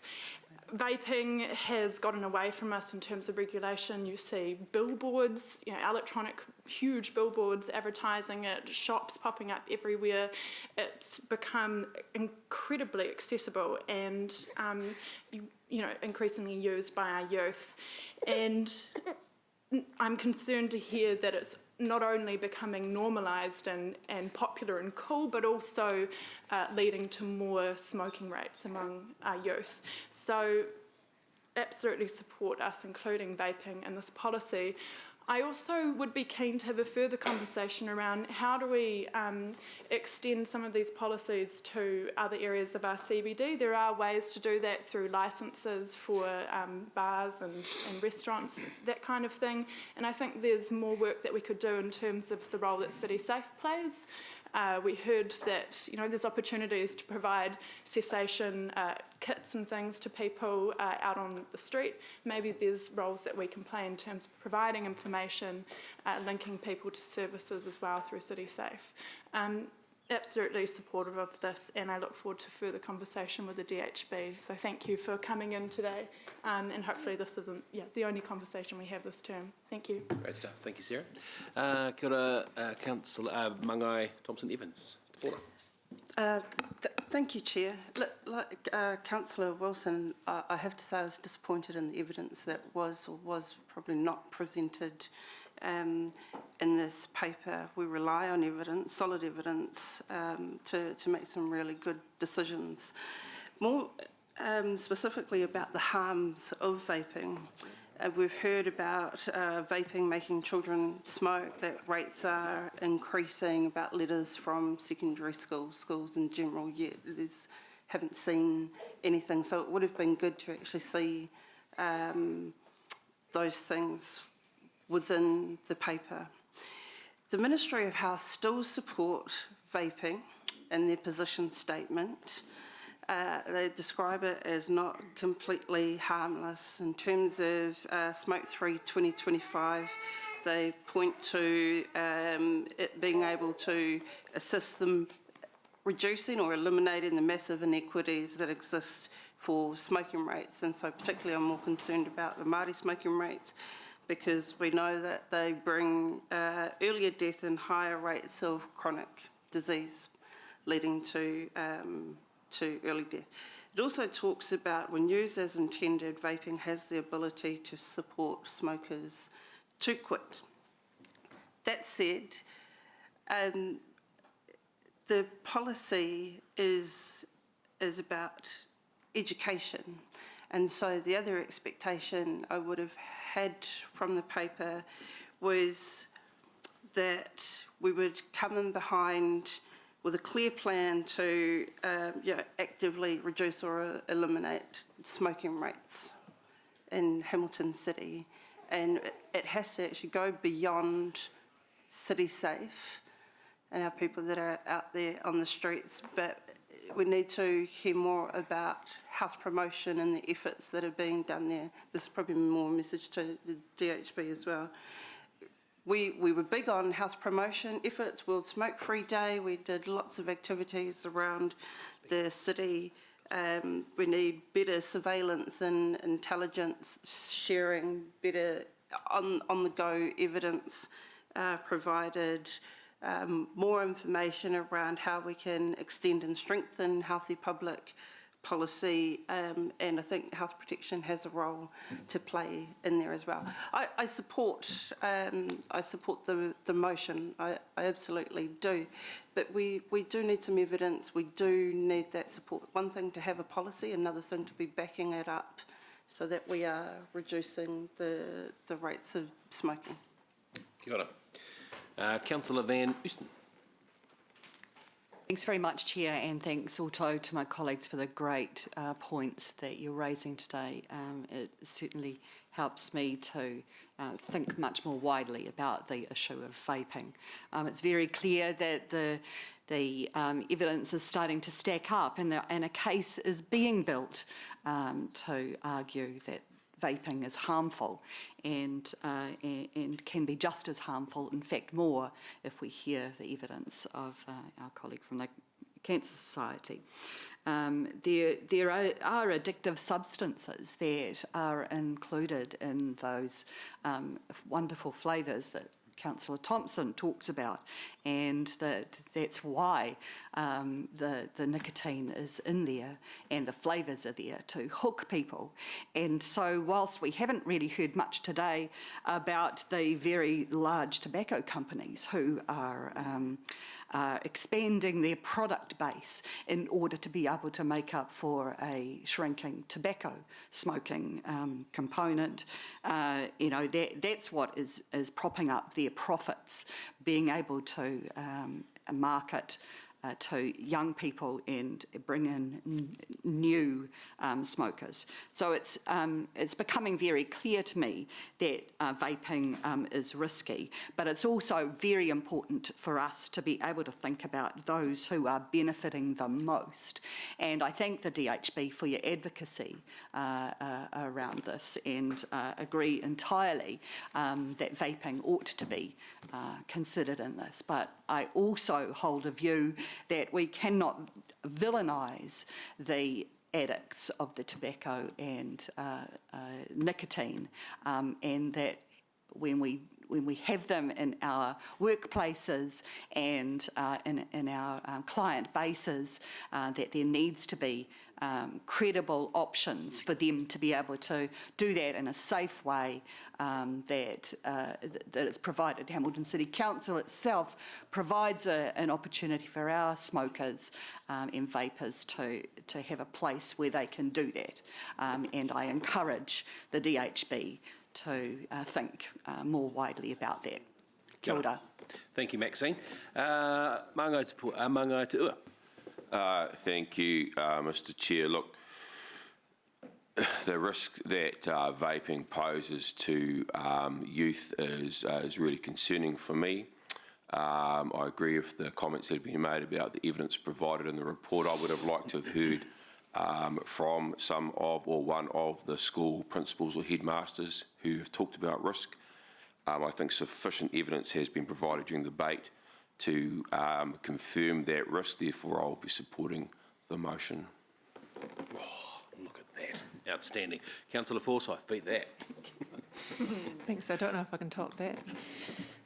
Just a couple of things. I'm supporting the motion. I just wonder whether we do need to include up there on the board that we're referring to the smoke-free outdoor areas policy, because we do talk that we're approving including vaping alongside smoking in a prohibited activity in smoke-free areas, but there's actually no reference to the policy that we're reviewing today, talking about. So it's just a question.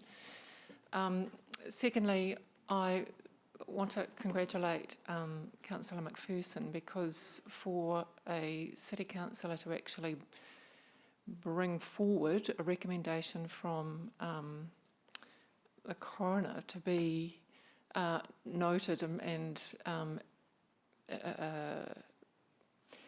showing us that actually, my understanding is that this hasn't actually been followed through. So 2 years later, I think it's really shows a lack of tracking and accountability when it comes to following through with coroner's report. So I think it's really important, and thank you for doing that. Lastly, I just want to reiterate, I think, where Councillor Thompson is coming from. This is a reasonable start, but actually the elephant in the room is the ease of access, the ease of, well, the proliferation of shops, vaping shops popping up in many of our neighbourhoods. To me, that's where we really need to be diving a little deeper and getting to the crux of availability. Those are conversations yet to come, and then again, another even bigger elephant in the room will be the result of the cannabis referendum. So I think we need to be eyes forward and really on the front foot around what's going to be coming our way very soon. Cheers, thanks. Thank you, Margaret. Councillor Gallagher, just in there. Yeah, obviously if it was a bylaw, this would be through hearings and engagement, but this is a policy, and I think the needs to be, obviously that will be clearly understood.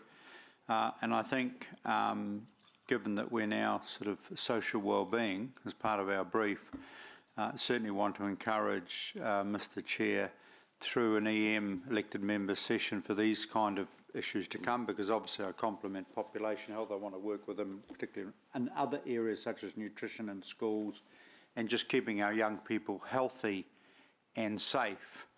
And dare I say it, I don't want to criminalise young people for being young people. I want to keep them healthy and safe.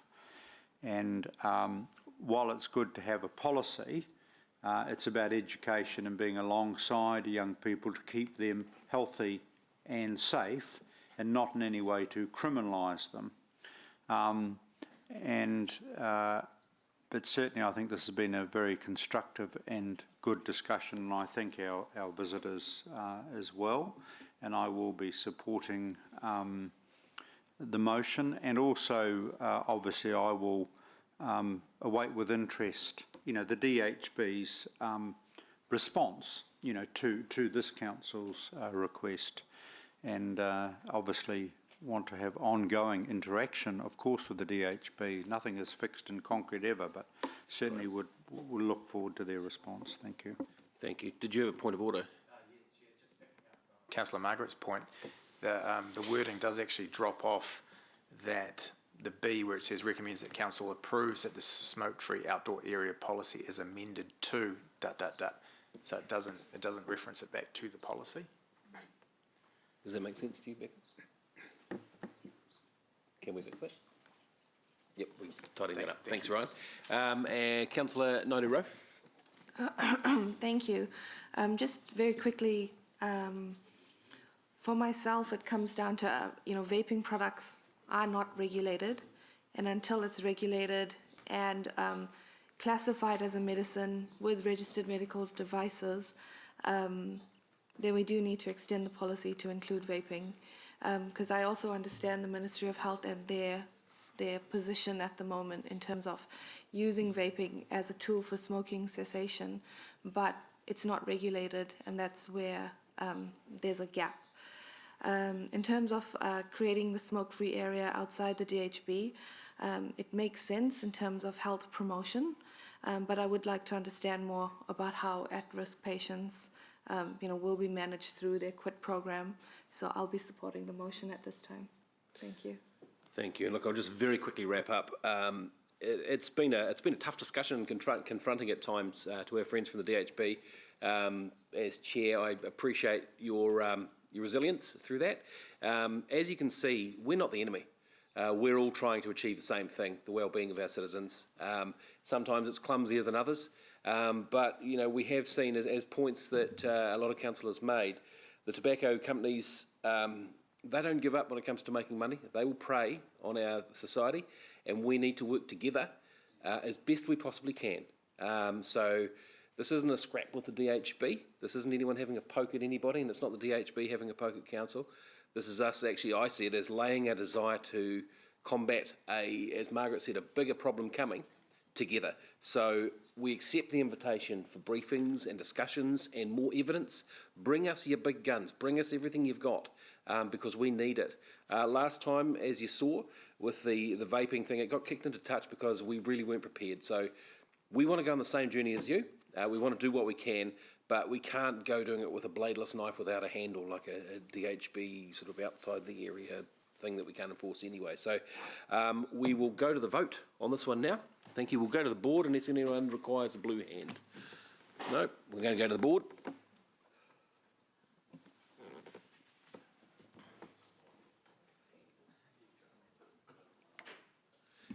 The motion is carried unanimously. Great. Well done, team. We'll take a break till just after 11:30, cup of tea, water stop. I'm not going to call it a smoko. Right, that is the tea break, guys. Thank you very much.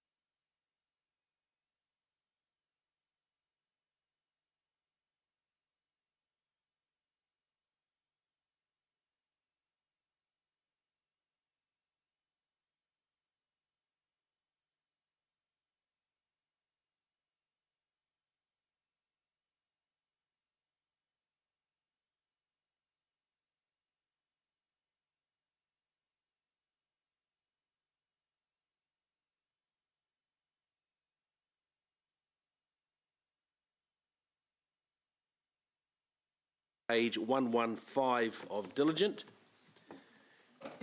So, Lance, I'll leave that over to you. Thanks, Chair Mark. I just wanted to quickly do a few intros and just, if you don't know, Jerry Rickman, he's the chair of the Hamilton Gardens Project Governance Group that Council set up. I think it was coming out of the last LTP actually, just around where we're heading with the gardens development. If you don't know Indy King, who's at the back, he's our partnerships and funding manager, who does a lot of work around our key projects that we look for partnership funding from outside of council in a whole bunch of different ways. It's not just applications, but it's about how do we work with other partners, whether they're governmental, NGOs, our wonderful friends, and we've got Marilyn and Marlena from the Friends here as well today, who are great supporters of what we're doing at the gardens. So you probably, in the item, read Jerry's letter, which summarises, say, Jerry, a number of meetings and quite lengthy discussions of the project governance group over the last wee while. Obviously, COVID's come along and we've had to do a bit of a rethink around the program too. So the project governance group was very keen on actually giving advice to council about what it might consider putting into the LTP. So this is quite timely with those discussions, which I think we start getting into earnest over the next 2 months, looking at what we put in our draft long-term plan. So, look, I might just hand over to Jerry now, and I can probably answer any of the more detailed technical questions with Indy. You probably noticed there's also a PowerPoint presentation in there, which was a presentation, it was really a summary of the work that the PGG worked through, looking at a number of different options around the development. And probably a key thing is, you've probably seen in there that some of the advice we've had from internal auditors is to have a 50% contingency because of the type of bespoke work that the gardens development is. We can do estimates and that sort of thing that we put into the LTP, but when Peter comes to do the work and that sort of thing, we're also dealing with a bit of a challenging site with geotech because it's an old rubbish tip and that sort of thing, and quite often when we get into developing gardens and other infrastructure, along the way we actually strike some challenges, but also there's opportunities as well. So we looked at 3 different options as part of the PGG, looking at quite an advanced sort of option around fundraising and the speed of the development, and then a more medium type speed of development, and then a more modest one. So I'll just hand over to Jerry. You might want to say a few words. Thanks, Lance. I'm not sure that there's much more I can say actually, but thank you for the opportunity to talk with you. I hope the letter is self-explanatory.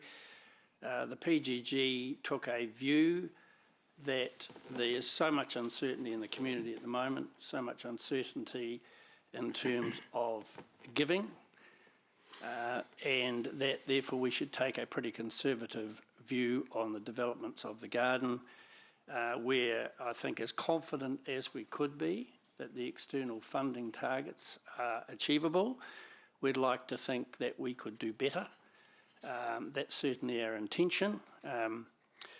But a continuation of the development of the gardens at a sensible pace, we think appropriate at the moment, and locking in the vision and the long-term plan and the management plan, again, are very important in terms of going out to the market to seek funding and working with our various funding partners. So PGG recommend option 3 to you per the letter for the comments that I've made, and they're very keen to continue working with all parties to develop a world-leading facility, just something absolutely stunningly good.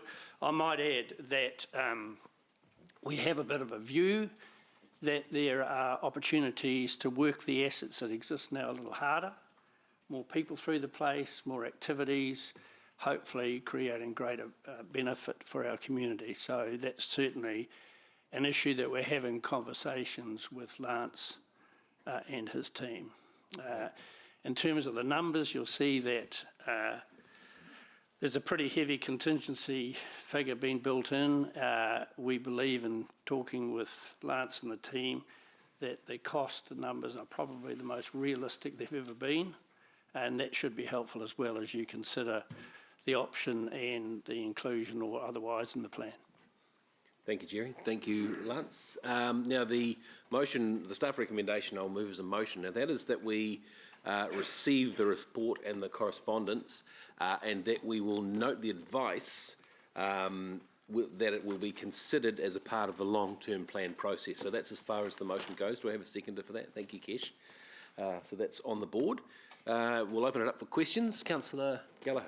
Obviously, thank Jerry Rickman and your team for your amazing work, and Friends of the Garden and all the people, as I've said previously. To the GM, give me some context, because obviously we have this report, which obviously is a recommendation into our LTP. We also have the management plan and the hearings, and where's that in terms of your report back? So you probably see in the GM's report, the deliberations report will be coming back to the next committee meeting, and obviously we'll be working with you as the chair of the Hearings and Engagement Committee. So Joe Van Walraven's just working through that. As I've said at previous meetings, and we've discussed it at the PGG as well, that getting the management plan right is really important, and if we have to take an extra month or so to actually really analyse the submissions, and it was great to see the amount of elected members in Mangai on the when the submissions were presented on the Rodo lawn bit recently, and I think there was a really rich discussion and some really good submissions from people and some really good detail too. So we're working through that. So that's coming through in November. And obviously that'll tie in nicely with the long-term plan. So that locks in the vision. The long-term plan locks in how fast you turn the tap on and off around the development, and that's council's prerogative. Obviously there's advice from the PGG around that, and what the PGG is saying, they've worked through this, looked at a number of options, and then council should consider the advice as it works through the LTP. Obviously it's up to council what decision it makes around funding. No, that's good. Thank you, Mr. General Manager. That's all, Martin. Thank you. Deputy Mayor Taylor. Thanks, Chair. And yeah, look, thanks for the letter. And it really does actually set the scene really well. And I really appreciate that. I've just got a detailed question really for Lance. And it's around the sort of scope of the work and some of the projects. And it's regarding the new jetty that we're going to have to build to overcome some of the problems that we've been having around the Waikato River Explorer and the people on the water and that. It's not in this scope of work, but I'm wondering if it really does need to be there. I mean, it's a Hamilton Gardens project, essentially. What's your thinking on that? Look, it will be in the LTP, and it's sort of about where you group it. To be honest, staff were torn about where we put it. Was it in the Hamilton Gardens work, or was it the river plan work? So we've actually heard on the river plan work, because that's where it went to, and we thought, because there's such a fantastic chairman of the subcommittee for that, who understands the issues completely, we thought that you work very closely with Councillor Mark. But joking aside, there is actually that linkage with the CBD and what we're doing with the jetty there and other infrastructure which has been discussed recently. So we thought it was pretty more prudent to do that rather than actually putting it in here. Okay, I was quietly trying to push it the other way. That's right. But yeah, no, that's fine. I mean, it's an important, in terms of health and safety, obviously, really important, and it's a couple of million probably, so, yeah, okay. All right, we can maybe, I'll just keep trying quietly on that one. Thanks. Thanks, Jeff. Councillor Pascoe. Yeah, thanks, Chair, and thanks, Jerry and your team for the report. Just have a query on this cycleway bridge that appears in all three of the options.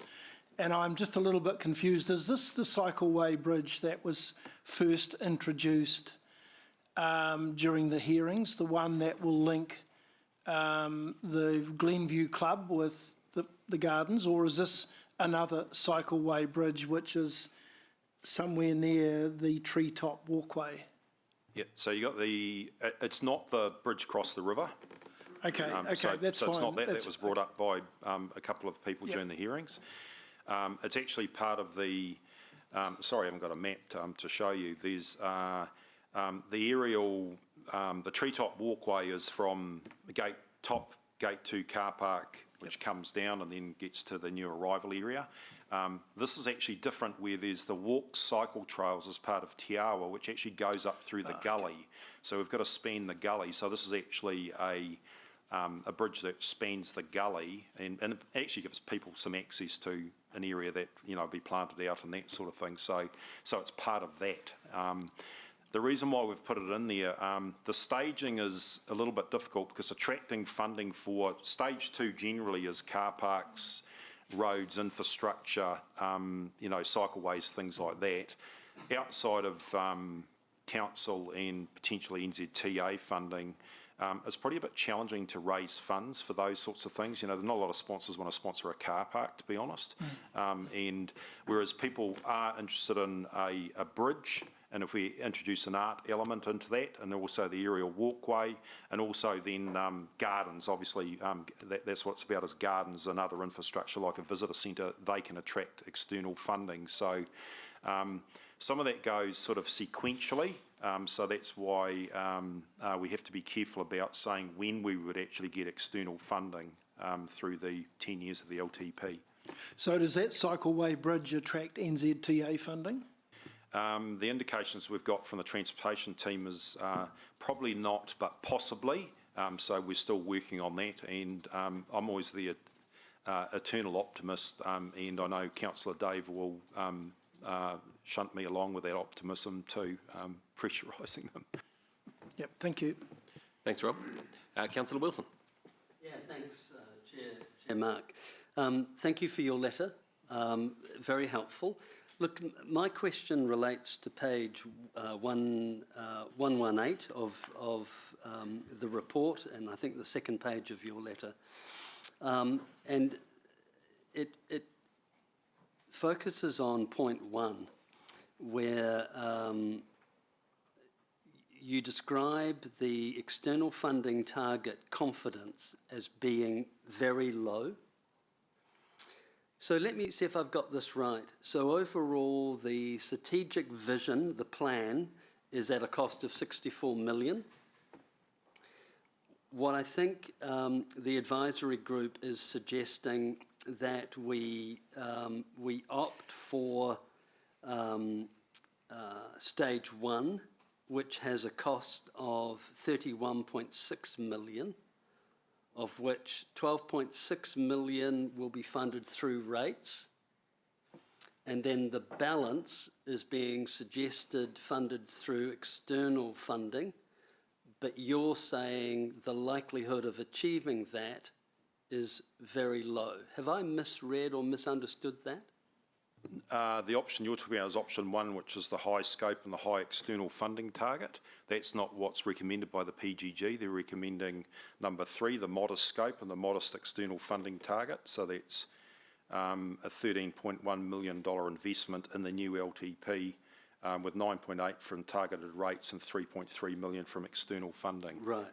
Okay, thank you for that clarification. So, Jerry, I guess my question to you is, how confident are you of the 3.3 million being raised by external funding in light of the current economic situation? A very good question. We believe that's achievable. In talking with the Trust, they again believe that's achievable, but there is a lot of uncertainty at the moment, and we are assuming that it will be slow before we get clarity on where this COVID-19 pandemic and the effects of it are very clear, and then the pace will pick up a bit. So as best we can, we believe it's achievable, but won't be easy. Right. Thank you. My second question, I guess, and this may be a matter for the LTP, in terms of how and where we allocate, in which year we allocate the 9.8 million will be determined in the LTP process, correct? Correct, but the collecting of the targeted rate is a constant, but remembering it goes up $1 each year. So there's some we have to get the sequencing right because we can't spend money that we haven't collected. Great. So that leads to this question. If we choose to put the actual spending later in the LTP, correct me if I'm wrong, the targeted rates could accumulate. The more clarity around the additional 3.3 and external funding could materialise in terms of you would have more certainty, Jerry. And as such, we could protect ourselves from doing any upfront funding. Is that correct? Yeah, look, you've got options around that, but I think there's a few other things to think about as well. As we have the Friends Group who are committing to some fundraising as well. We've got the Development Trust. So it's about the confidence of keeping the energy and the inertia of the project going.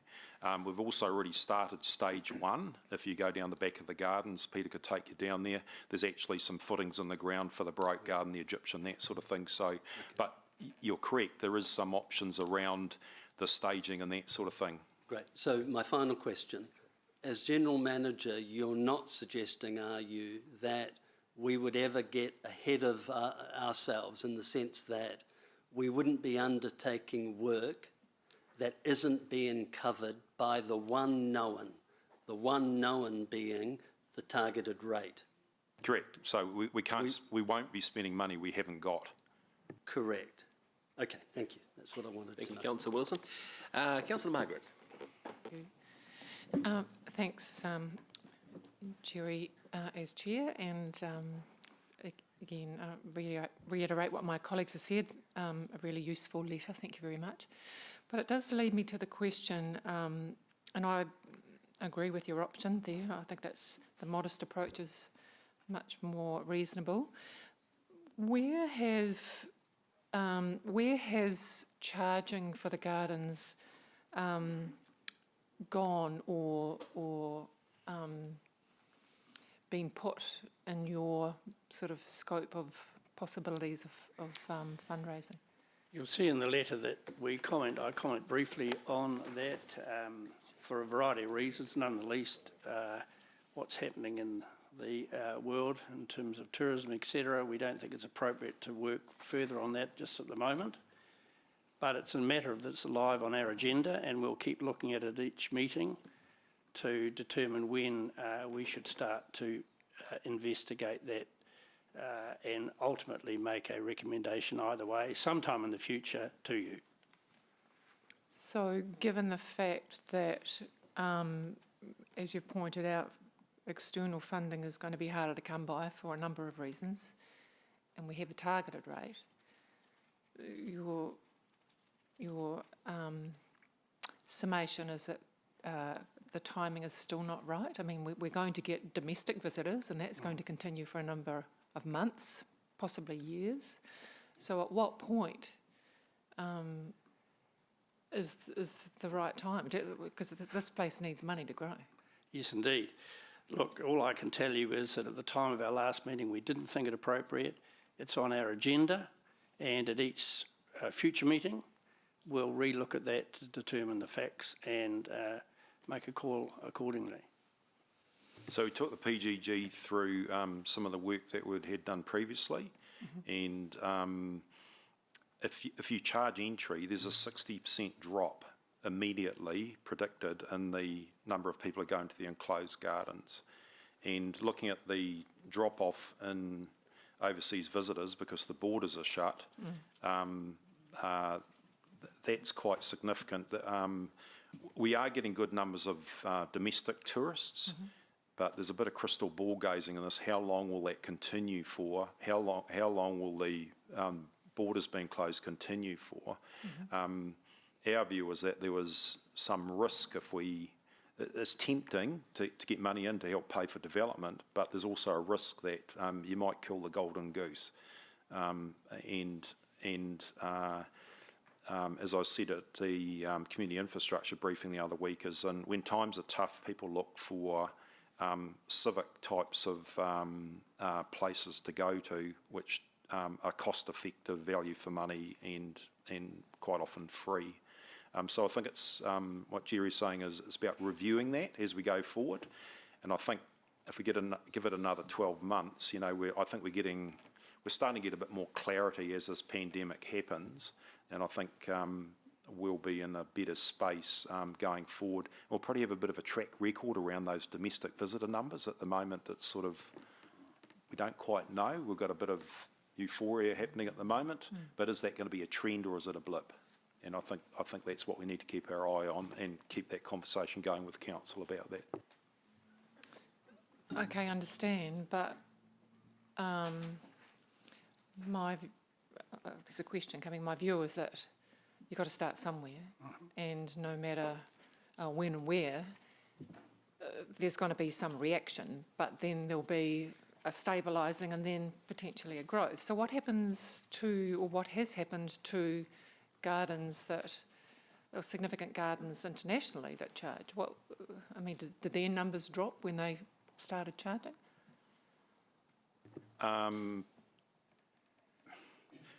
Generally, a lot of those gardens have been charging since, day one or very early on.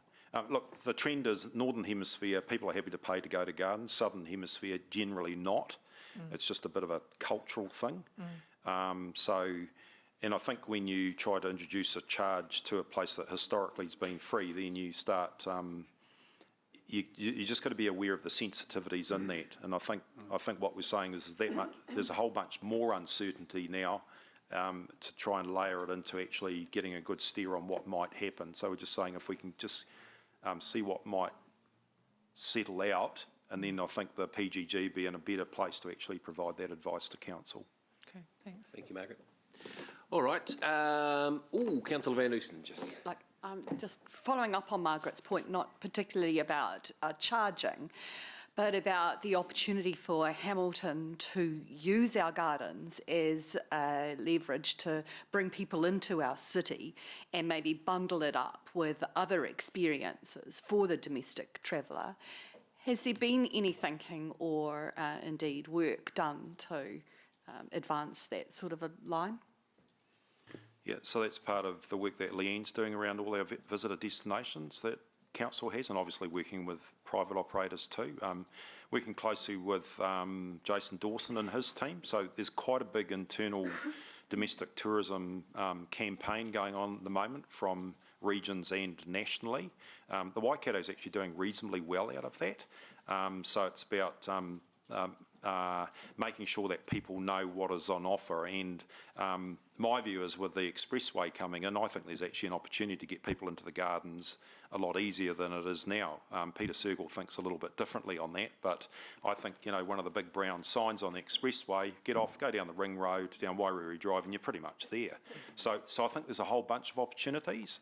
And just one thing that Jerry talked about before that the PGG's challenged staff on is how do we make the experience even better at the gardens? So, we've got an Interp app, but is there different ways of telling all those rich stories about, the history of civilization through gardens, which Peter tells that story really well. How do we, do better in the shop? How do we do better with events and a whole bunch of different things which might generate revenue, but also provide a better visitor experience as well. So I think there are opportunities, and we're working quite hard on that. Leanne and I are going to be looking at the way that we do things and make sure that we're getting a lot more aligned in what we do internally, but also with what we do with other operators, Waitomo Caves, Hamilton Waikato Tourism, etc. Thanks, Lance. Thanks, Okay, Jim. thank you, Maxine. All right, one more each. Okay, thank you. Councillor Forsyth, you were first. Sorry, thanks for your for allowing that. I should have thought about it earlier, but you just mentioned sort of the extra experience and the value-added experiences. So I'm really interested to understand what's on the horizon there, because I totally agree. I mean, we have a captive audience. We have one cafe that's usually bulging at the seams, and yet this place is getting bigger and bigger and bigger. and with only one sort of watering hole and so many other opportunities around themed gardens, and how else can we grow that revenue if we're not going to charge just yet? So what other ways have you looked at, whether as if it's coffee carts or I don't know, juicing carts or whatever? Is that something that's been considered as well? How to get the value out of the audience?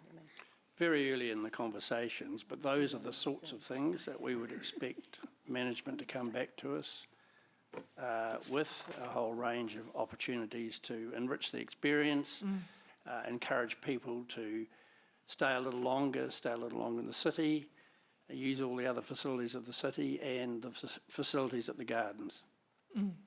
Okay. So you'll see some of that through the LTP.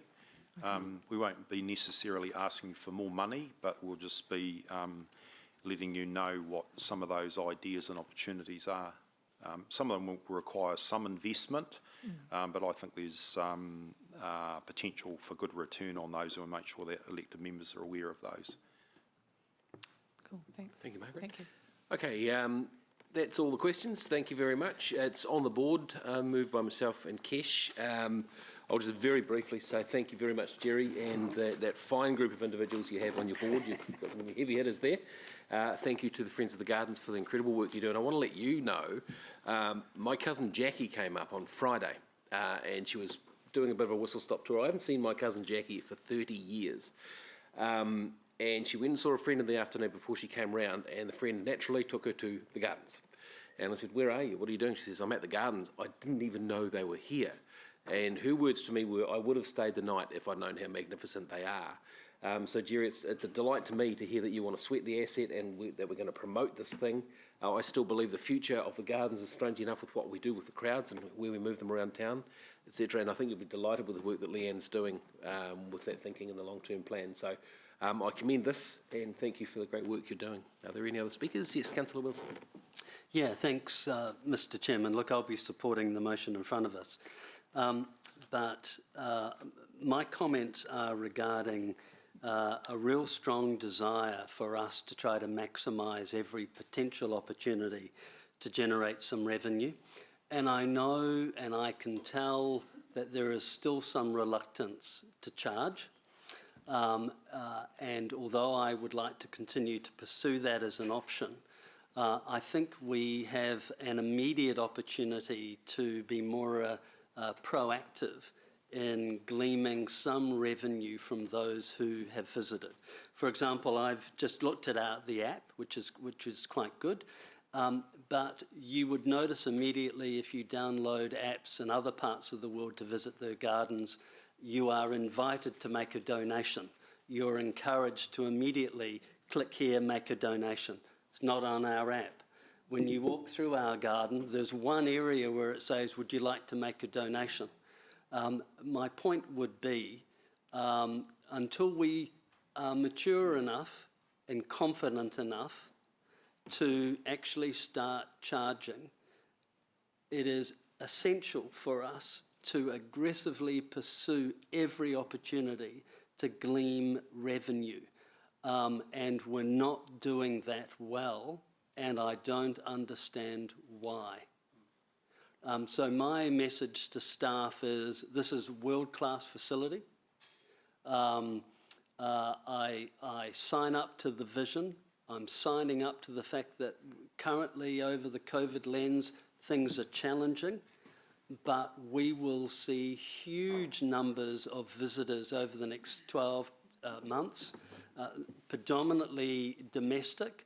And this is our opportunity to proactively speak to New Zealand and say, if you're from out of town and you're visiting one of the best 5 gardens in the world, think of making a donation.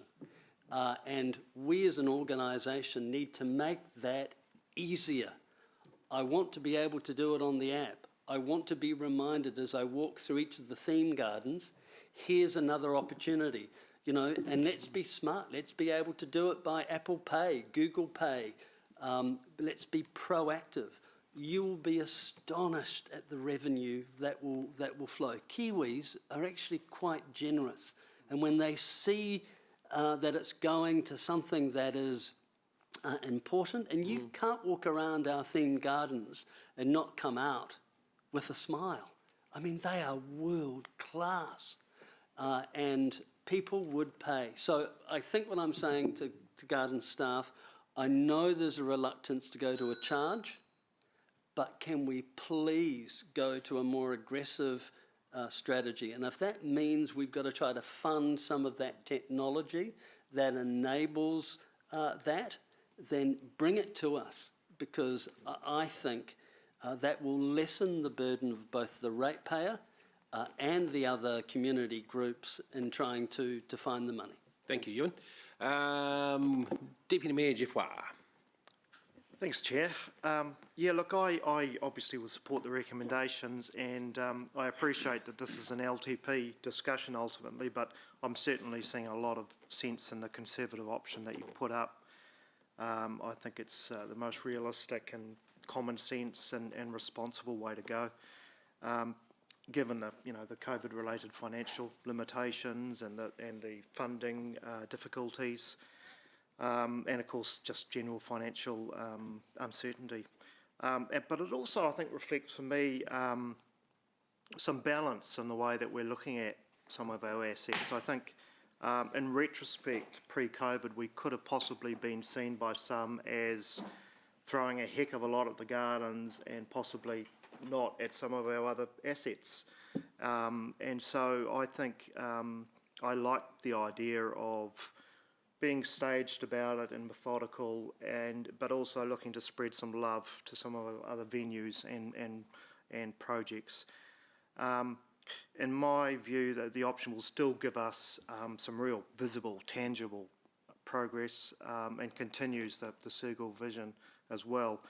I'm not quite on the same page with Councillor Forsyth in terms of the charging. I totally respect her views on that. I do agree with the PGG present view that it's not the time to really pursue the charging.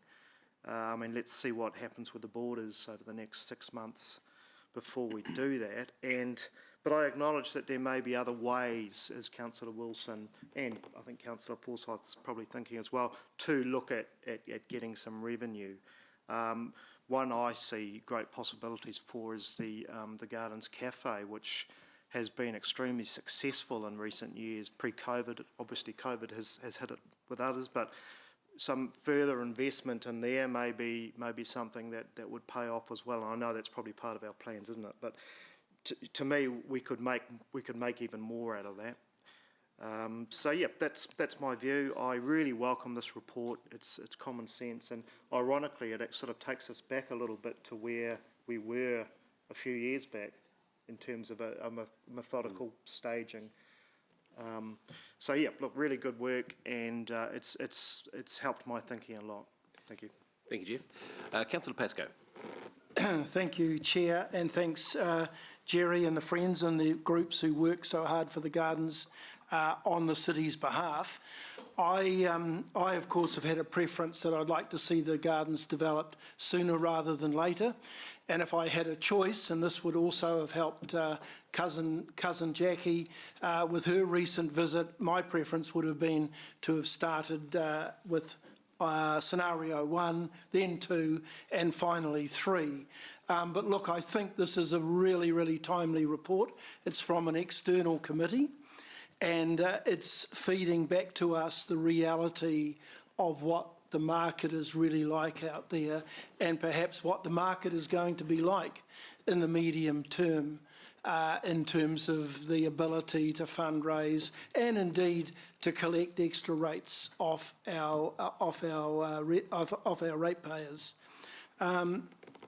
As I read through the journey that we're starting on the long-term plan, and I'm pleased that the long-term plan is part of this staff recommendation and motion, I'm reminded of the 5 strategies, the paper that we've agreed upon as being the document that will help us get started on the long-term plan. And I'm aware of those words that appear quite regularly throughout the document, transformation and aspirational. And while I don't want to put a dampener on those words, I think that this report from the PGG is also suggesting to me that those lovely words should be also considered with words like prudence, like wisdom, like forethought, caution and common sense in terms of how we progress this journey through to explore the options around the gardens and the other spending options for this upcoming 10-year plan. So I think this is I'll use the word pivotal, but I know that word hasn't been used today anyway. This is a pivotal report that will help us hopefully refocus on where the priorities and where the spending options may well be in our 10-year plan. Thank you, Rob. Councillor Forsyth, please. Cool, thank you. Really timely, this report, and the thing that I'm really pleased about is the context within which it's been presented to us. So the LTP is definitely where this item belongs, and in that context, I would like to add that yes, our Hamilton Gardens are the jewel in the crown, but I would also like to see some balance around how we fund our visitor economy, how we fund our other attractions, and I, for one, would really support spreading the love. I think those words have been used this morning, so that we're just more than a one destination city, and I see the likes of the zoo on Waiwhakareke as being running hot on the heels of where the Hamilton Gardens, or the direction of the Hamilton Gardens. So, as I said, totally supportive of the motion, and look forward to our LTP discussions. Kia ora, Margaret. Thank you. Councillor Thompson. Thank you, Chair. Thank you for the letter, and I also support the slightly more modest approach given the circumstances, but also the need to have a balanced approach towards our visitor destinations. We have some great opportunities with Waiwhakareke, with the zoo, and also I think with the work we're doing with our gullies and cycleways, connecting with Te Awa Trail. We can have a urban forest cycle trail, and having more of these as a actual visitor destination, and bring people through some of our really unique places in Hamilton, including Frankton, including Hamilton East. So it is giving people a breadth of experiences. And if we do want people to stay in Hamilton, then we need to offer variety. People have been talking about revenue, and something that hasn't been mentioned is charging for parking at the gardens. Instead of going towards charging for a gateway fee, actually we could charge for parking a reasonable fee. We already do it in other parts of the city. And with the new technology that's coming our way in terms of the cars with image recognition, then we should be able to actually do it with a fairly low administrative cost. We can also ensure that it's equitable by doing things like having a concession for people with mobility parking who don't have other options, and potentially even you could use some of that revenue to help pay for a weekend bus service that's more frequent than what we have currently. So not only does that help to bring in some revenue, but it also means that people have better options for getting to the gardens, and we don't have the very chaotic kind of mess that we have at the moment on some of our peak days, where the green spaces are absolutely just covered in cars. So I think there's lots of opportunities in terms of looking at how we deal with parking in the future, and I would look forward to some recommendations from the PGG on that also. Thank you. Thank you, Sarah. Councillor Gallagher. Yes, I'm aware that the refined management plan is coming back, and obviously the issue of accessibility, parking, the linking of the gardens to the new Peacocks growth cell, the Cobham Drive links to Hamilton East, to its immediate neighbourhood, are very important. Councillor Pascoe correctly, and I know you know what I'm going to say next, he talked about prudence, forethought. I also want to add the word vision, and as I'm always going to do, if it wasn't for a council and a mayor at the time who had vision, you wouldn't even be discussing. It would be just a refined version of the city tip. And I hope if you learn one lesson, you read your history books and you try and be as good as that council was back in the 50s and 60s in terms of vision.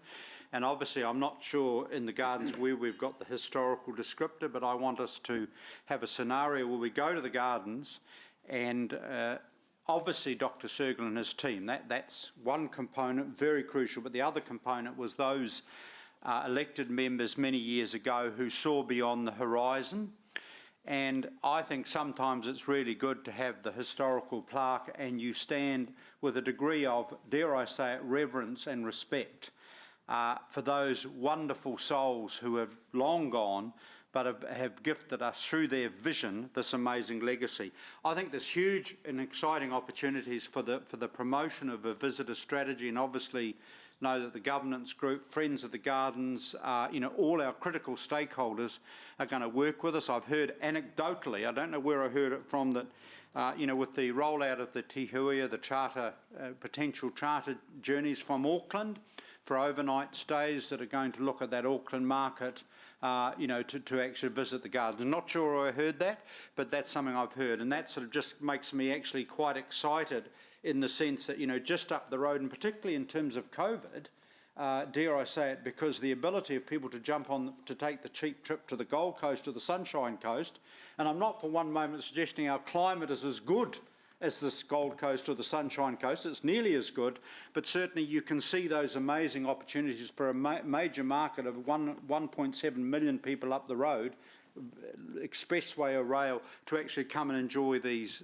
attractions. And then once the regional theatre, hopefully, cross fingers, is completed, then there's a whole series, as you say, and the zoo development, of spreading the love and of things where this small city, by international standards, will become a very attractive visitor destination for the big city up the road. Thank you. Good up. Thank you, Councillor. All right, I really have not much more to add other than an update of the idea of the day glove so far. I saw Sarah having a good crack with the urban forests and the buses and the larks. Martin, good go with the Te Huia, but so far I think Ewan holds the best idea of the day with the app idea. I think you'd agree at this point, but that is up for challenge. We want those sort of ideas for the rest of the day. We have voting on that by app. We'll see. But so, yeah, very, very good. Great speeches, great thinking. Thank you, guys. So we'll put this to the vote, please, on the board.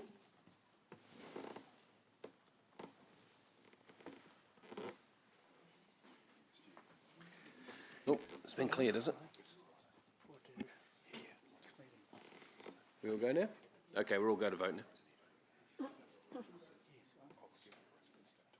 No, you don't get 2 votes, Rob. But you get the idea of the day for that idea. Apologies, Councillor Gallagher, Wilson and McPherson and Van Oosten, if you wouldn't mind voting again. So we had to clear the board, so can you please vote again, guys? No, you're voting on the motion.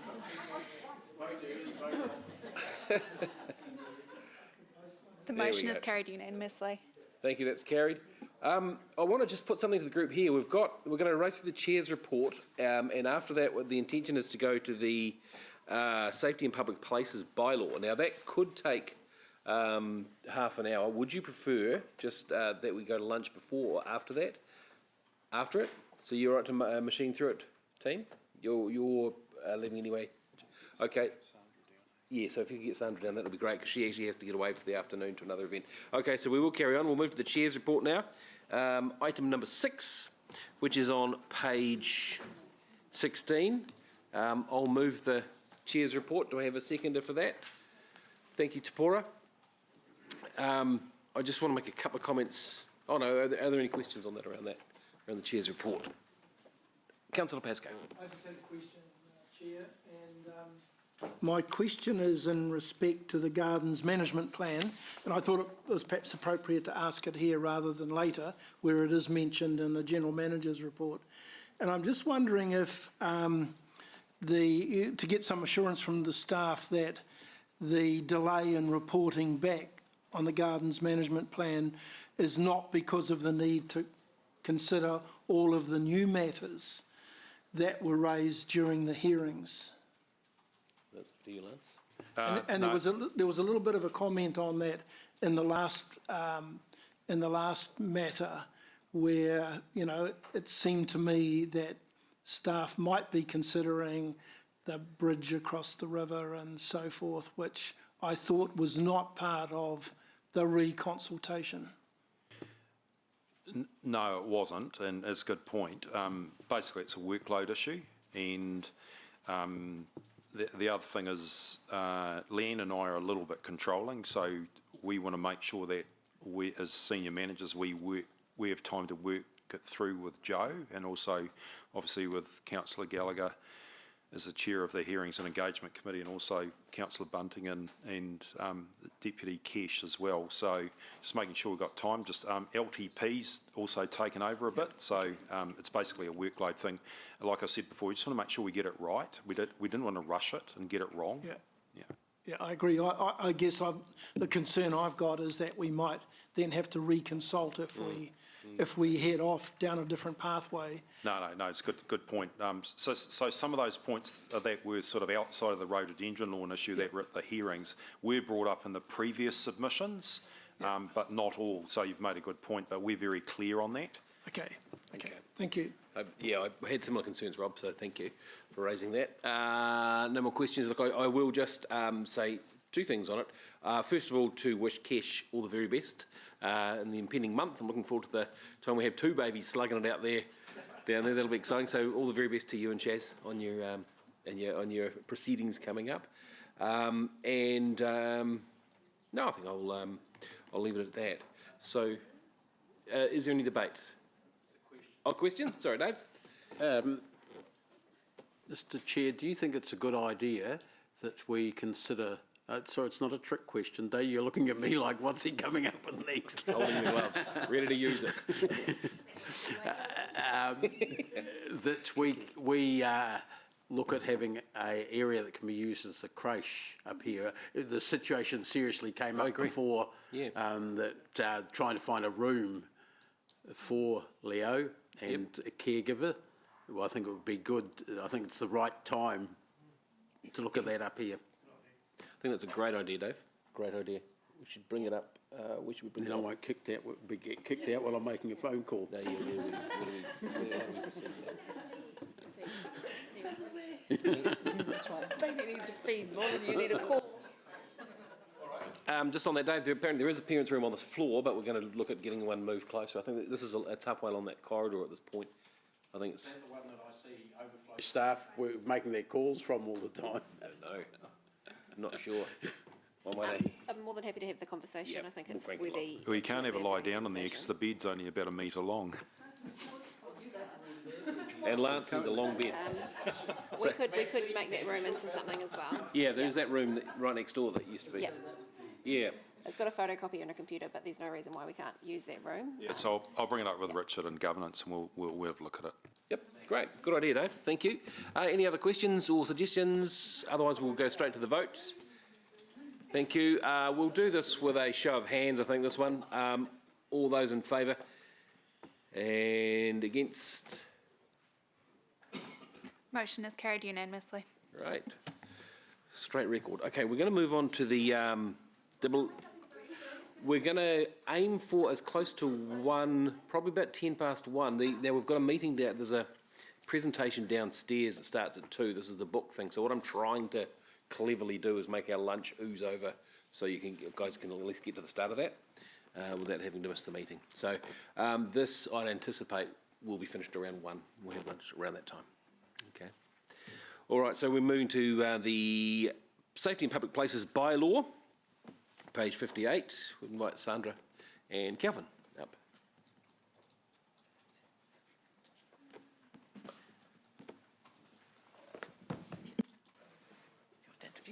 And I'll just remind you too that there's a blue glove up here for the staff member of the day, so keep the standard high. Okay. Still morning, councillors. Mangai. I'm going to hand it straight over to Sandra. Except we will take the report as read. Okay. How's that? All right. I do have a question, but if anyone's got any questions beforehand. Okay. My question is around, there was a part in here that I really liked with regard to skateboarding, and this is the Wellington suggestion.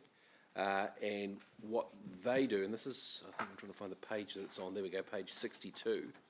They seem to have what I thought was the most sensible approach to anybody, and that was skateboards and roller skates may be used in public places except where signage prohibits it. Now, the reason that appealed to me is if we have a blanket, you can skateboard anywhere, and there is an event on where it's inappropriate to have skateboarding there at the time, then we are a bit flummoxed. So I thought this was quite a pragmatic way of putting it in, that we could put temporary signage up. So we had that discussion yesterday. Where have we got to today? Yes, so we had a look at that, and we could insert a clause before the,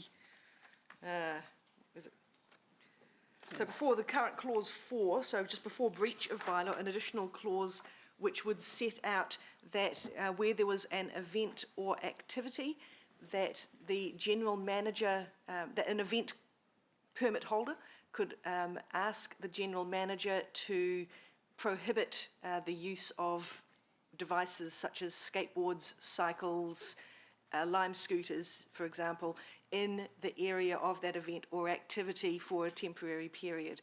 So we did, we drafted up a sort of a very rough thing. It will need to go through legal just to be checked, but it would not be a problem to insert that.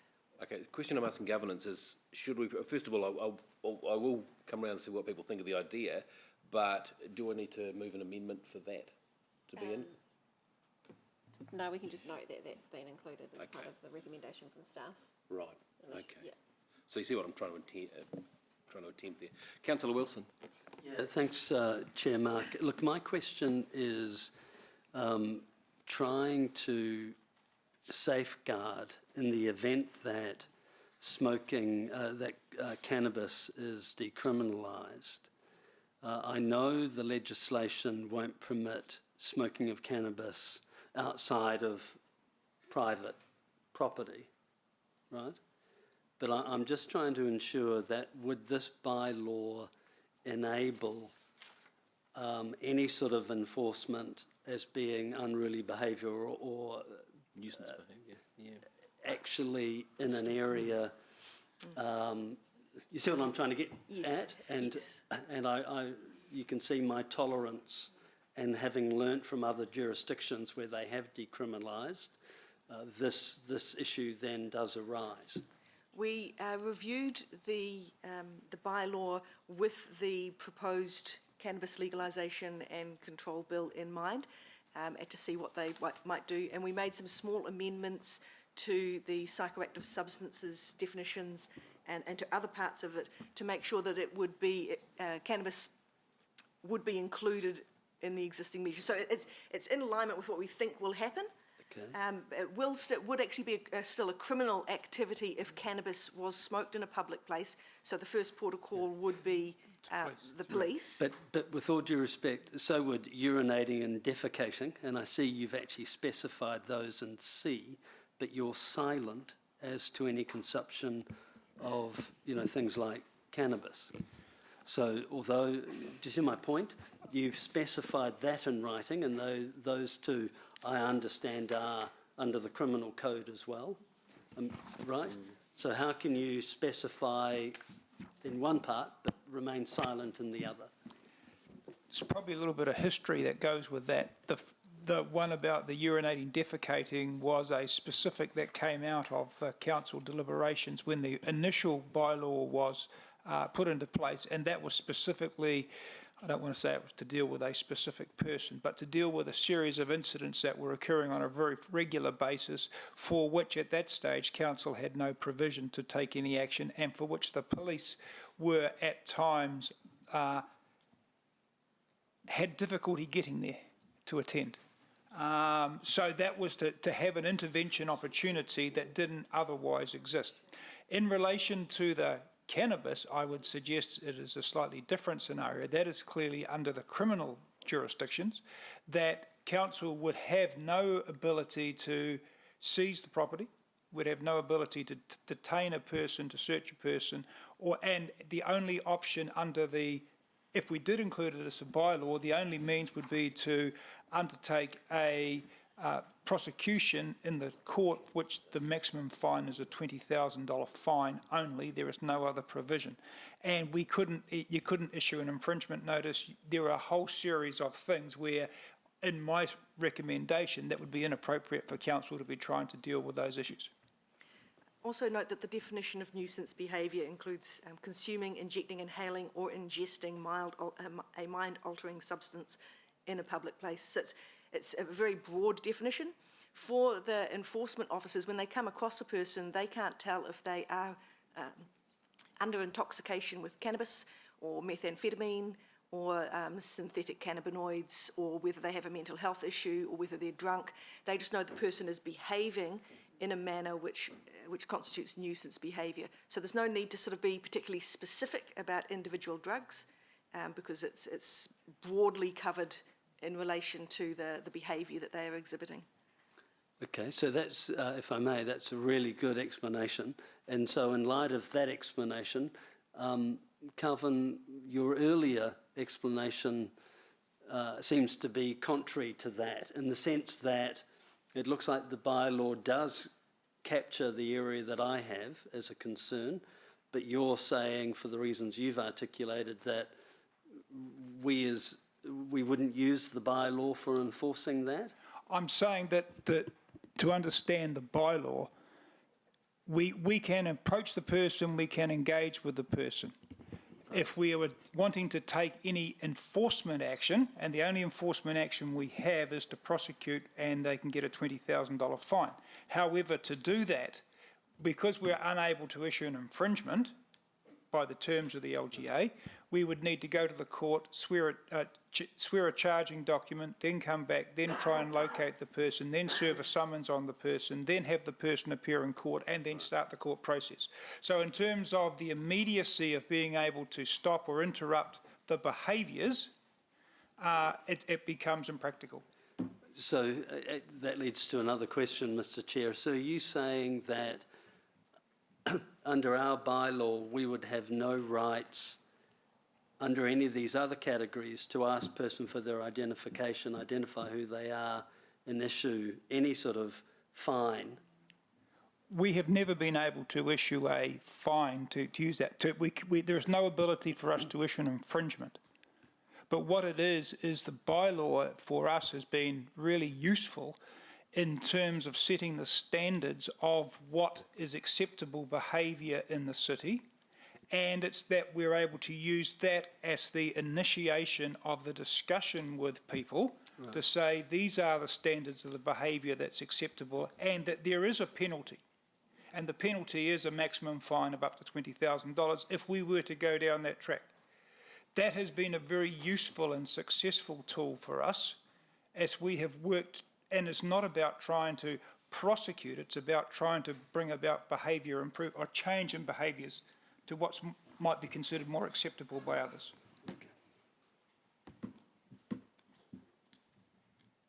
Yeah, thank you. Councillor Forsyth. Thanks, Calvin, for that explanation. It's really helpful about how the bylaw is actually enacted or used out on the street. So I'm not sure whether you answered this question earlier on in your answer to Councillor Ewan, but as you pointed out, some of the conditions of the bylaw are actually, Ewan pointed out, are actually in the Crimes Act anyway. Well, they were many years ago, just around defecating and urinating in a public place, disturbing the peace, all that kind of stuff. So, yeah, why are we duplicating those? And I think you've actually probably answered that question. I started in council at the time that was first passed. So the background to that, I'm only going on what others have told me it was. But there is no particular reason, although it's interesting, I do note that a few councils up and down the country now are starting to include particularly those behaviours, the defecating, urinating, into their local bylaws. It's something that I'm noticing is occurring more frequently. And I can only assume that that is because there is some other demands, or that it's a lower priority for the police when they're under heavy demand. And so it's being able to have some interaction with the person, and worst case scenario, take some action or activity that may not have otherwise occurred. Albeit that it's a complicated and an labour-intensive way of going about it. Absolutely. Yeah, okay. So if that wasn't in our bylaw, would we ignore that kind of behaviour? No, we shouldn't. Because our job is to be out there to make people feel safe, and people witnessing that behaviour, that will impact on their feelings of safe, because that's not the behaviours we'd expect in a modern, up-to-date, vibrant city. Okay, thank you. Thank you. I can see the vein on the side of your head pulsing there. Councillor Wilson, go ahead. Yeah, thanks, Chair Mark. Look, I'm not an expert in this at all, so I take on face value what I'm being told. And then, so Calvin, I've just reread something that seems to be contrary to what you said. You articulated very clearly that in the scenario where somebody was smoking cannabis or committing an offence under the bylaw, that our staff wouldn't have the right or the ability to seize anything or do anything. So I take that on face value. I then read page 3, where it says of the report, and 5.4, the council or an authorised officer may seize and impound property materially involved in committing an offence under section 164 and 165 of the Local Government Act of 2002. So are you saying that if somebody was committing an offence, smoking cannabis or using a skateboard, may be a bad example, am I misreading that? Sorry. There appears to have been an inconsistency with what you told me, or have I misunderstood that part of the Act? No, I don't think you have it. It may have been a poor word choice by me, and for that I apologise.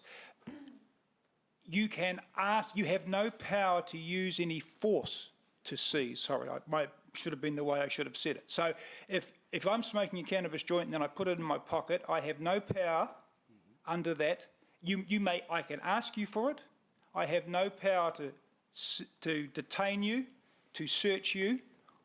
If you wish to hand it over, I can seize it and take it into custody, but I have no power to. The point I was trying to make, somewhat badly it would seem, was that there is no provision to detain and seize.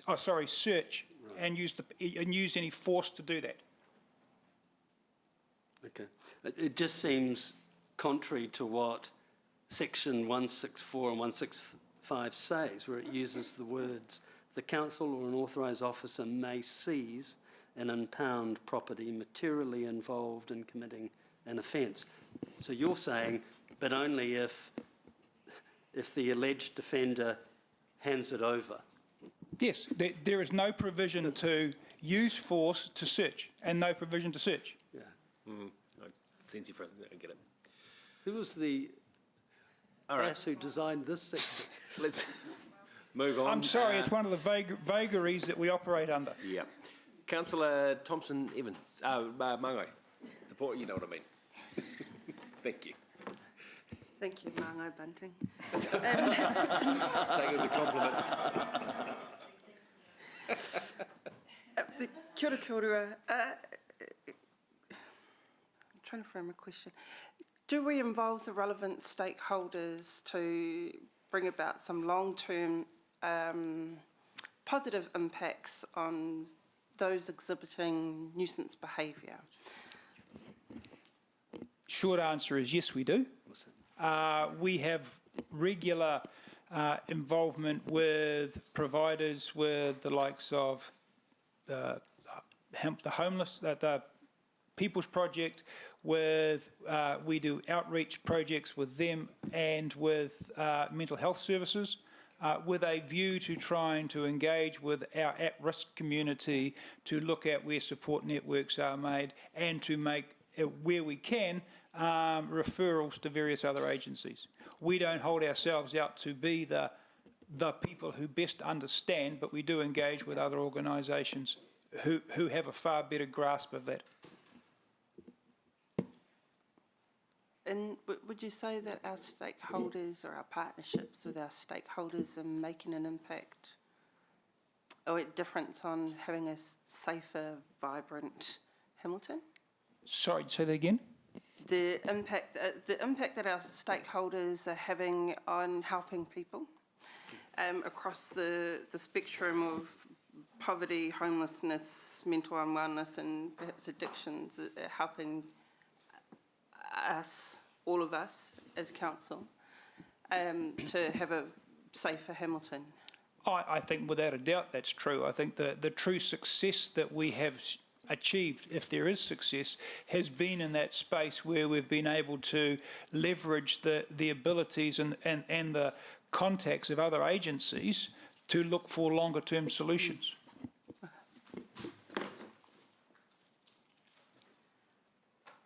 Thank you, Chair. Okay. Any further questions? No? Okay, so what I'm trying to do here is do this as smoothly as possible regarding the insertion of that clause around the temporary signage at the GM's discretion for events. You're saying we don't necessarily need to put it into the wording, or we do? No, I think we should put it in the wording. Okay. All right, sorry for the delay, guys. As long as we note that it does need to go through a legal review to make sure Yes. that wording is appropriate. Yeah, absolutely. Yeah, without having to come back for all this again. Yeah. Yep. So we're just going to get this up on the board, and I'm looking for a seconder for it too. And we'll move the whole thing together. So is everyone clear on the thing I'm trying to put in there? Jeff? Yeah, just a clarification on that. Was that particularly for events, or was it also possibly if you had a series of complaints from one particular area, it might be a response to that as well, or was it just Yeah. for events? It's trying to keep it as localised as possible. So I was thinking of the examples, for example, okay, if there's an event that's inappropriate to have scooters and skateboards and the likes. I was also thinking if someone put up some public art and it suddenly became very attractive to skate on, we could, it gave us the ability to put a sign up without having to come back and change the bylaw to do that. Okay. And that is, I believe that's covered. We've referenced it as events and activities. And activities, so that would cover it. So that would that cover if, say, someone on the Pasco's building, isn't it Pasco's, in Garden Place was complaining because for 3 nights in a row someone was skateboard making a noise right outside the building, would that cover that or not? It could in the short term. This is the wording talks about being a temporary thing, Yes. So for a period of time you might be able to do that, but you'd have to then probably difficulty would be trying to define what that appropriate period of time is. Yeah, absolutely. Okay. I'll speak about that in debate. Thanks, Jeff. Good questions. Oh, you didn't.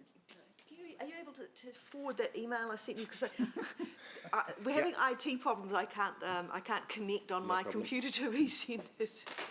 So you want that email I sent to you sent back to you? No, sent onwards to governance so they can cut and paste the term. Sorry about that.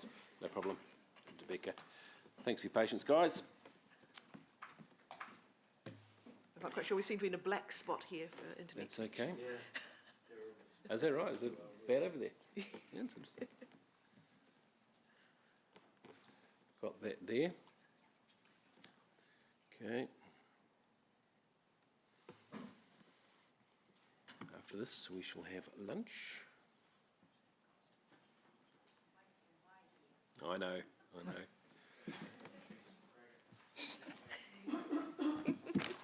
Hang in there, team. Doing well. Yeah, it was Gary Millet's 60th birthday yesterday. Was it?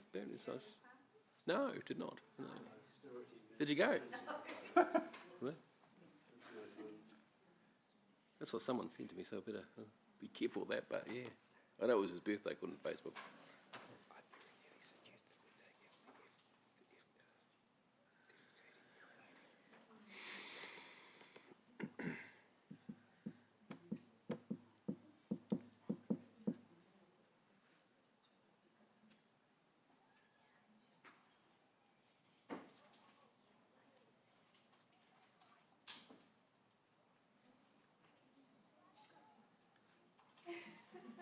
Got that there? Yes. Yeah, sure. Okay. Extra question here from Ewan, Calvin. Calvin, just in terms of Guys? Kesh? just in terms of enforcement of bylaws,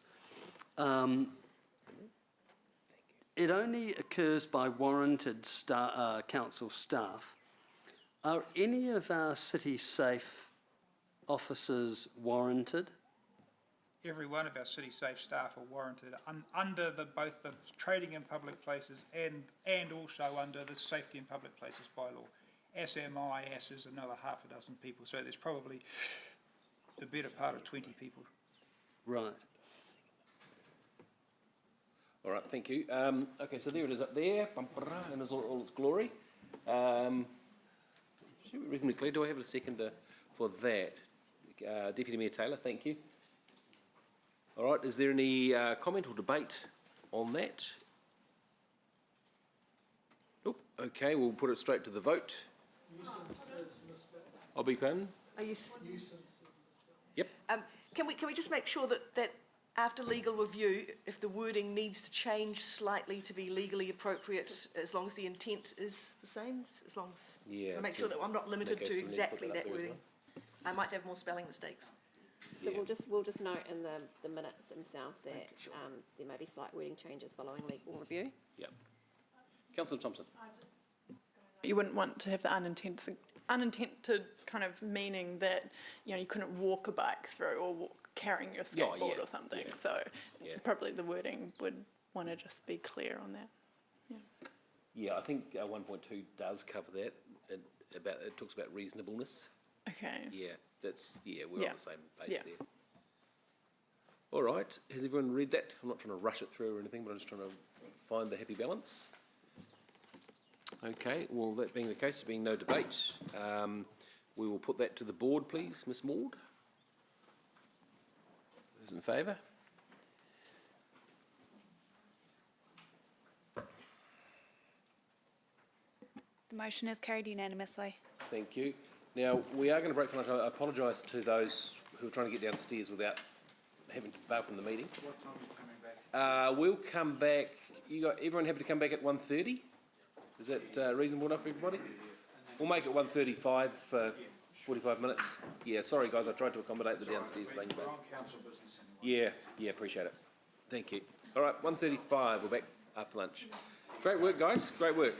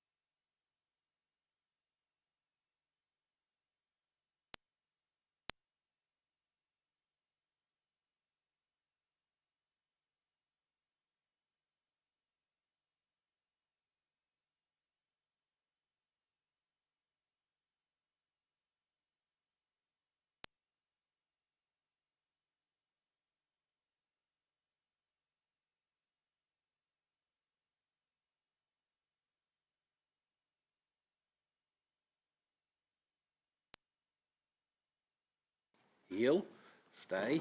Oh, sorry, that's really poor, but we're into it. G'day. Good afternoon, Chair Mark and elected members. So we have been on quite a journey with our fenced dog exercise area, it's fair to say. We did get nearly 1,500 pieces of feedback on the most recent engagement, which offered 3 locations.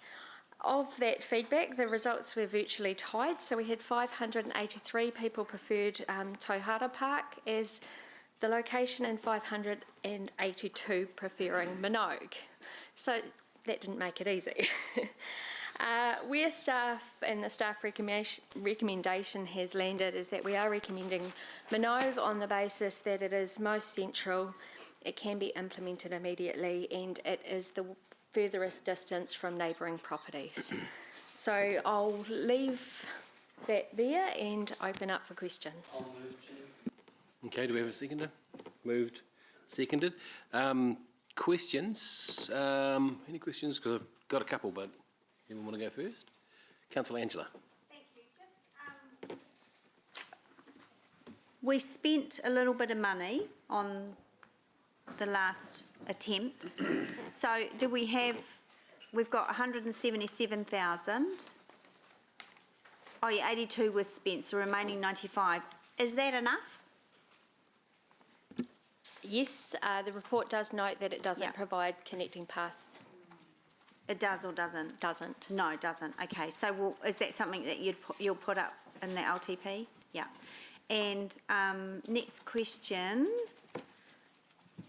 is it's just going to, where are we at in terms of the design? It's just going to be a fence with sign, and is it still proposed that it be for small dogs, timid dogs, shy dogs, little dogs, or any dogs?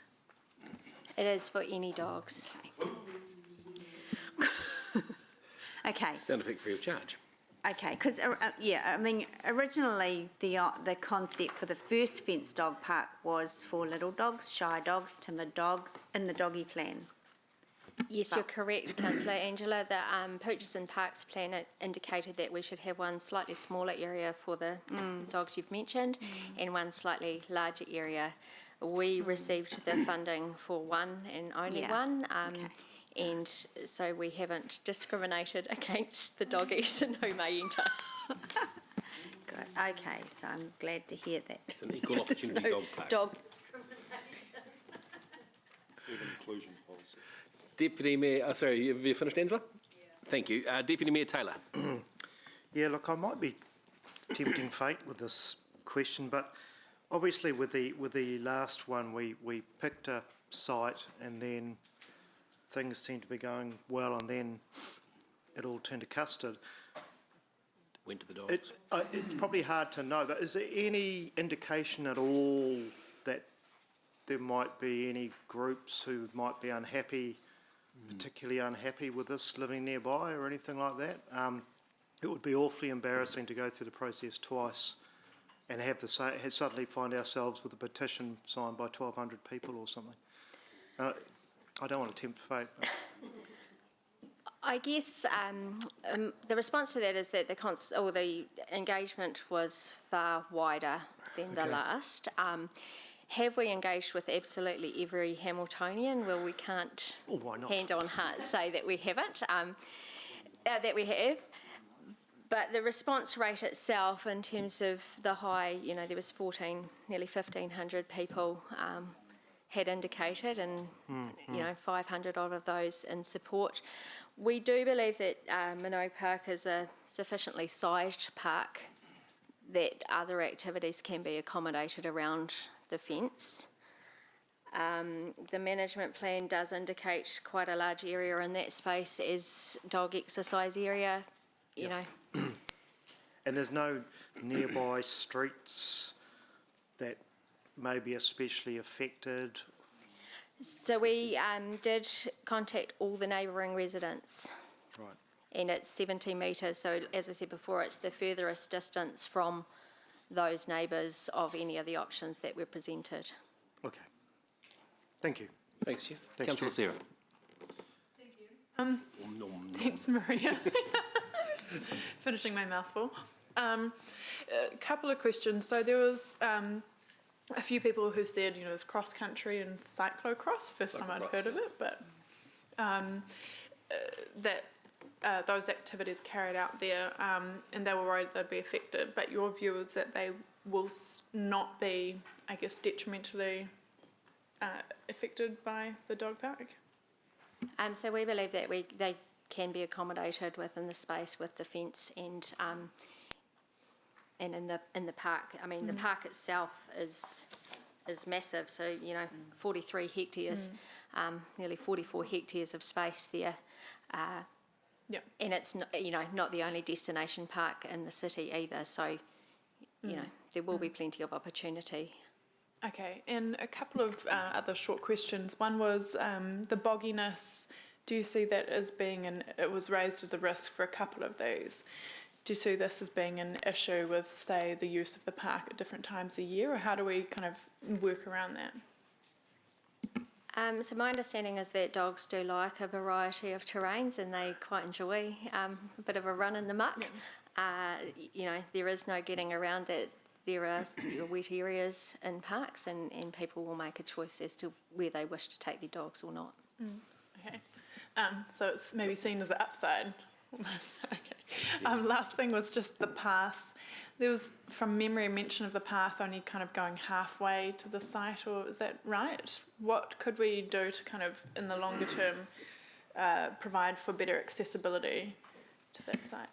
So we have a connections package coming to the LTP because in that space there is an opportunity to also connect the neighbourhood with Waterworld and a path connection going through. Okay. Oh, cool. Thank you. Thank you, Sarah. Councillor Pascoe. Thank you, Chair, and thanks, Maria, for your work on this. Are we confident that, I'm thinking here of the netball group, there's hundreds of people going there on a Saturday morning at least, or Saturdays at least. You've got the model train people on the Sunday. These are the days I've been there anyway. The model train people on the Sundays, which brings lots of young people in. And as Sarah's alluded to, you've got the cycle track there. Are you confident that, and I'm thinking here of Beta and all of the issues we've had with dogs and other activities that happen on the Beta Park, are you confident that this site can accommodate the dogs without there being issues either way from the dog owners and or from those who use the park or the area for other purposes? Yes, due to the park size, I believe we have confidence there. Okay, thank you.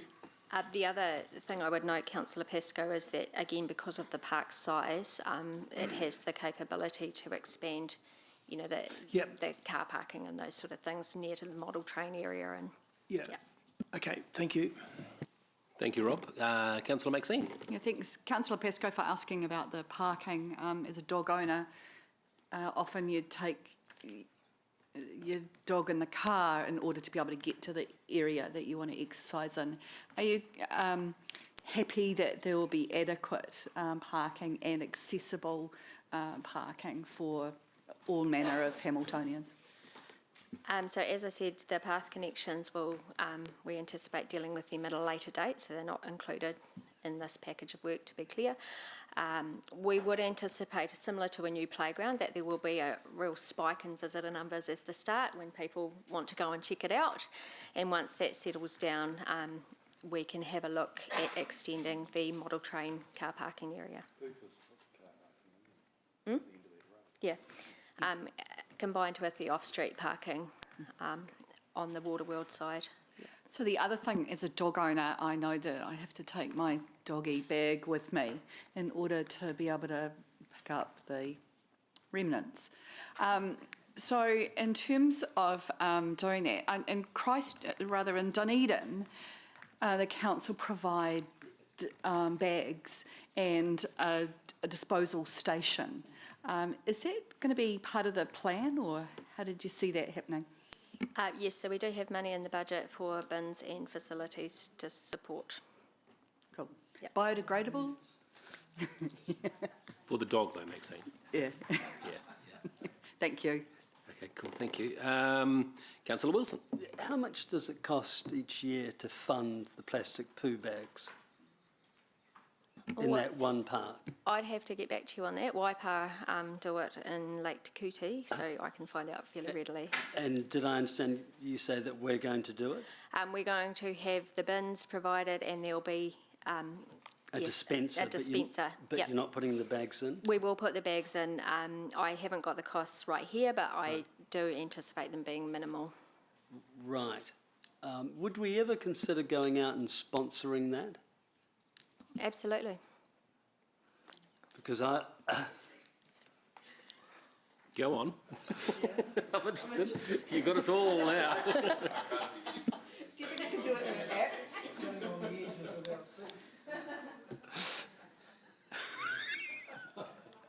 We're all waiting.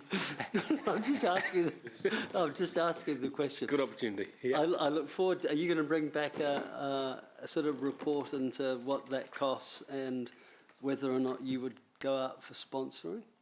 I can send an email around to elected members and... I'd be intrigued. I'd love to know. Because I can think of a few people who might want to sponsor that. Yeah. Yeah. We'll have an EOI process. All right, Ewan, you've still got the blue glove for best idea, so hang in there. It's going well. Good. Anything else, Ewan? Or? No? My question, thank you, is just around the cyclocross. I am concerned for them, having seen a couple of their events and they are well attended. Is there somewhere else that they can go? Because it is going to take up their course. Across country, we can get around it. That's fine, but the cyclocross worries me a wee bit. Yes, so my understanding is that they need a varied terrain, and we Yeah. do have a number of other parks with giant hills in them. So Tills Lookout would be a good one, and Te Kuti Park Yep. has quite a nice shaped hill, along with Puketi Farm Park, which is the home of the mountain biking club. So Right. I'm happy to work with that group. Great. Okay, that's all I have. So this has been, if you pardon the pun, moved by Councillor Wilson, seconded by Maangai Ollie. Is there any amendment or discussion on this? Discussion? Go ahead, please. Oh, does the mover Or want do to you go wanna- first?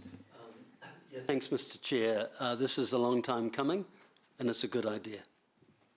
Oh, matching gloves so far. Beat that. You're going to get my prize. Go ahead. Councillor O'Leary. Yeah, long time coming. My first term on council actually started talking about dogs and got poo-pooed by the most members around the table then. Poo-pooed. Yes. Oh, no, we don't need that. That's a silly idea.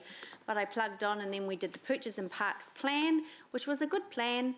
And 5 years later, after the plan, we finally get a fenced dog park.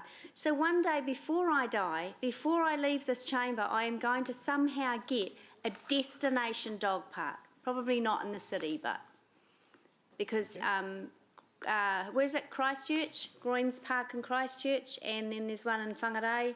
Amazing. Big destination parks where doggies can poop, drink, swim, play, amazing. So one day before I die, we are going to have one of those. And let's hope it doesn't take 5 years after I die to build it.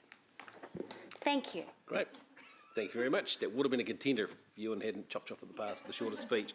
Councillor Gallagher. Yes, certainly. I want to acknowledge this has been a somewhat tortuous road. Also, as a former Member of Parliament, I want to acknowledge Councillor Wilson for his work in terms of back in 2001 when I was an MP around relevant dog legislation. I think this is very much a team effort, and I want to certainly acknowledge Angela's advocacy and at times patience, but also, and as you know now, I have 2 grand dogs in my family, and you can work what that means, but it seems to me we look after them a heap of times. I'm becoming quite an expert around these issues, actually. But I want to acknowledge our staff team for their great work and patience, and obviously this has been a little bit of an interesting journey for us in terms of, obviously the nuancing of consultation, where we do the broader citywide consultation, but obviously needing to sort of get an immediate neighbourhood with a comfort level. So I do think personally you've come up with I think which is a good compromise, And obviously, I certainly acknowledge, I hope this is not going to be the first and only such facility in the city. But yeah, compliments to all involved, and at least I think we have all now arrived at a good outcome. Thank you, Martin. Mayor Southgate. Thank you. You've actually stolen my thunder, Martin, because I was going to say too that just all credit to Councillor O'Leary for starting off with the idea and then passionately advocating it. Also, I think it shows that we do, if we make a decision that's not a good one, we can go back from that and we can reflect again and go again. And this is what we've done here. With a new site that's possibly better suited to it and is more favourably received by those around it. So I don't own a dog, my daughter does though, but I know that there are dog owners that have been asking for a more controlled area for dogs to be able to run free in and, you know, be taught dog obedience and all of the other good things that happen and play and socialise like the rest of us. And there's I don't know how many dog owners there are in the city, but I know there are very many. So it's a good day to give them something they've been waiting on for a while. 15,000 dog owners. No, about 12,000-ish dogs, West Kelvin, and which relate to about 25,000 people. Cool. So Any that's other speakers? one dog per 2 people. Yep. There That's you right. go. Right. So Okay, having worked out the custody order of every dog in town, is there any other any other comments? Right reply, Ewan, or are you quite happy? Okay, let's put it to the board, please.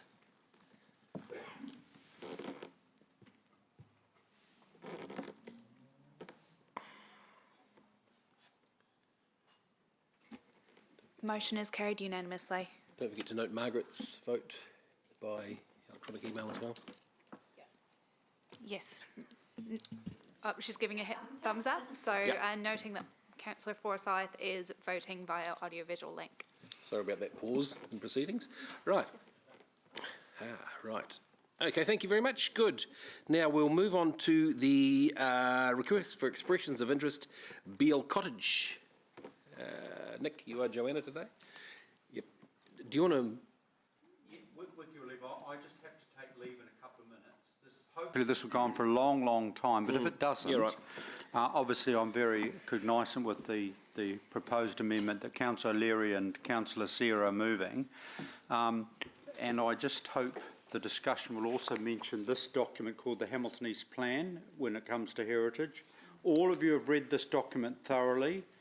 It's not a coffee table book, but I just want to take the opportunity with Jeff's committee I'm hoping it's eventually for a wider discussion around Beale Street and heritage and how we relate Hamilton East and Frankton into the broader discussion. But certainly thank staff for the visit they jacked up. I apologise. I hope to be back. I'm hoping going to take an hour for this and I'll be back. Not a problem. I'm hoping we're not.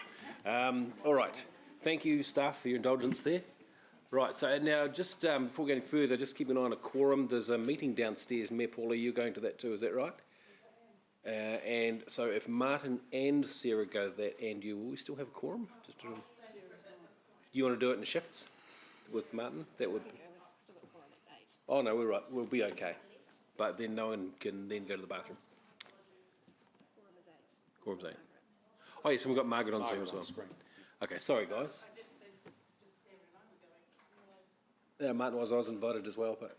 And Paula's giving me your proxy vote for this item. I don't think that's quite in standing orders. Cheekily, I will say I was totally behind what Angela's about. Right. Okay. 1, 2, 3, 4, 5, 6, 7, 8. Oh, no, we're fine. Righto. Thanks, guys. Sorry for your. Sorry for your. That's okay. Good afternoon to the chair and to councillors and Wangai Māori. So this report, as you'll see, is to seek approval to publicly issue a request for expressions of interest for a commercial tenant at Beale Cottage. The report was prepared by our Community and Arts Advisor, Jo Van Walraven, who's not here today, so Rebecca and I are presenting on her behalf. Just a couple of things to note before we turn over for questions. That this process is seeking a commercial tenant, and that applicant would have to operate in a way that was consistent with the objectives of the Beale Cottage Management Plan, which is attached to the report, so you can see that there.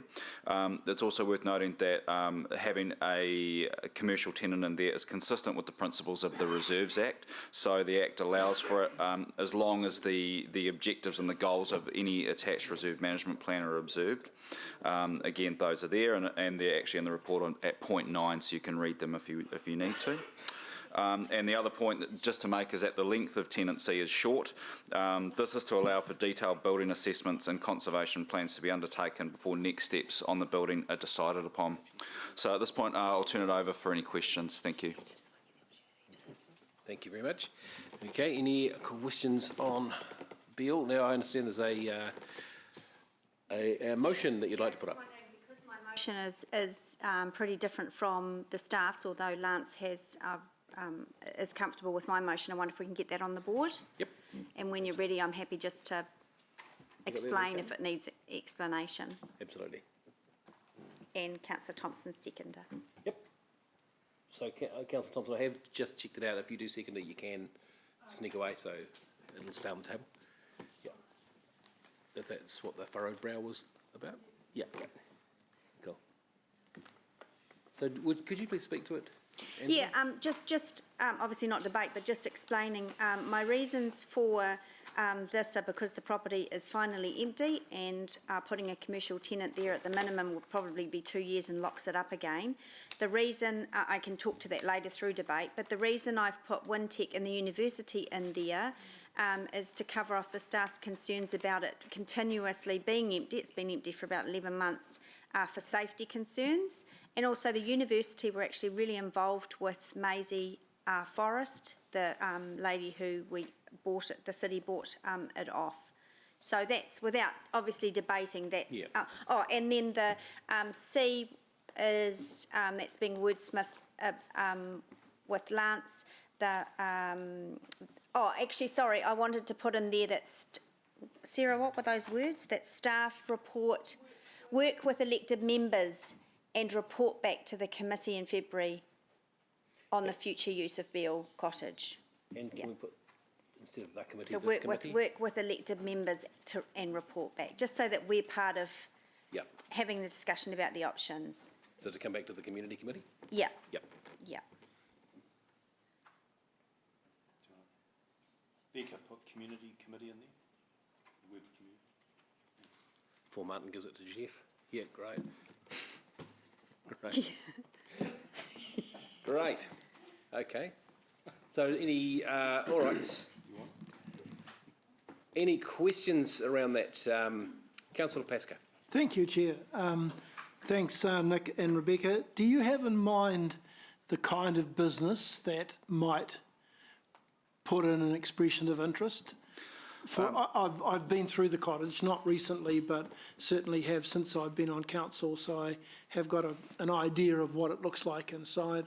Yeah. So have you got in mind, you know, the kind of business or people who might front up to? Yes, I guess there would need to be a few things. It would need to be something that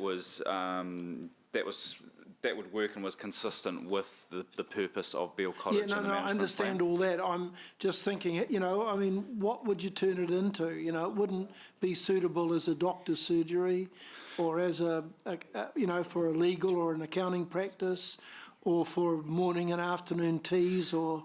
Yeah, well, it would need to be something that didn't have a consistent flow of visitors. It would, you know, need to have a small number of staff. It would need to, you know...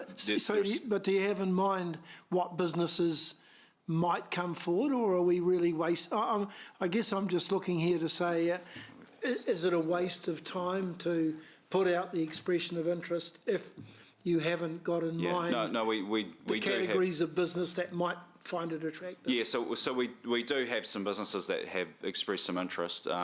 So they would obviously have to go through this process and make sure that they did fit the bill. And having an expression of interest process would allow for any others that came forwards. Yeah, okay. Yeah. Okay. I'm just trying to envisage what kind of business would use it. Are you able to share, not the names of the people, but the kinds of businesses that they might want to run from the site? Small professional services. So if we, you know, something that had a, as Nick says, small staff, but potentially architects, draftspeople, things that are complementary to the facility. We can't name who's the types of expressed an interest. Okay. Heritage consultancy. Heritage consultancy. Okay. All right, that's fine. I just wondered if, you know, who would be likely to be lining up. And what would be the normal conditions of a commercial lease? You've mentioned in there you're hopeful of it being around about 12,000 a year. Is that inclusive of all the costs, or is that plus the outgoings? I believe that's inclusive, yes, yeah. Of everything? Yes. Okay, thank you. Those are my questions, Chair. Thank you, Rob. I've got Margaret's blue hand is up first, and then you, Maxine.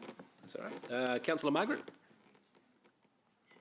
Thank you. It's just a question for the mover, really. Gee whiz, I've just lost the emotion. But if Wintec or university come back with something that's not in line with an arts space, does that mean we won't consider it? Thank you. So that's why, with the help of Lance wordsmithing, if that happens to be the case, that it will just come back to the committee for further discussion. It's my intention to have the heritage plan reviewed, get some funding in the LTP, which is what the heritage plan says we should have, and actually Beale Cottage be a house museum, and for all the reasons that Kelly Pike suggested at the public forum. Yeah. But to answer your question, it will come back to this committee if the university or Wintec aren't interested. Yeah, that sounds great, but I just don't think that that's captured in C. I don't think it's clear enough. It seems to me that if it's not used as a temporary art space, and that staff work with, I'm still not sure. Well, that captures my intention is the alternative use of the space. If they say, well, we'd like to use it as a teaching space, I don't know, which is quite different to an art space, and that stuff. Okay. Margaret, we think C is broad enough, so if that's the case, then we can bring that back. Okay, righto, cool. Yep. Great. Thank you, Margaret. Councillor Maxine.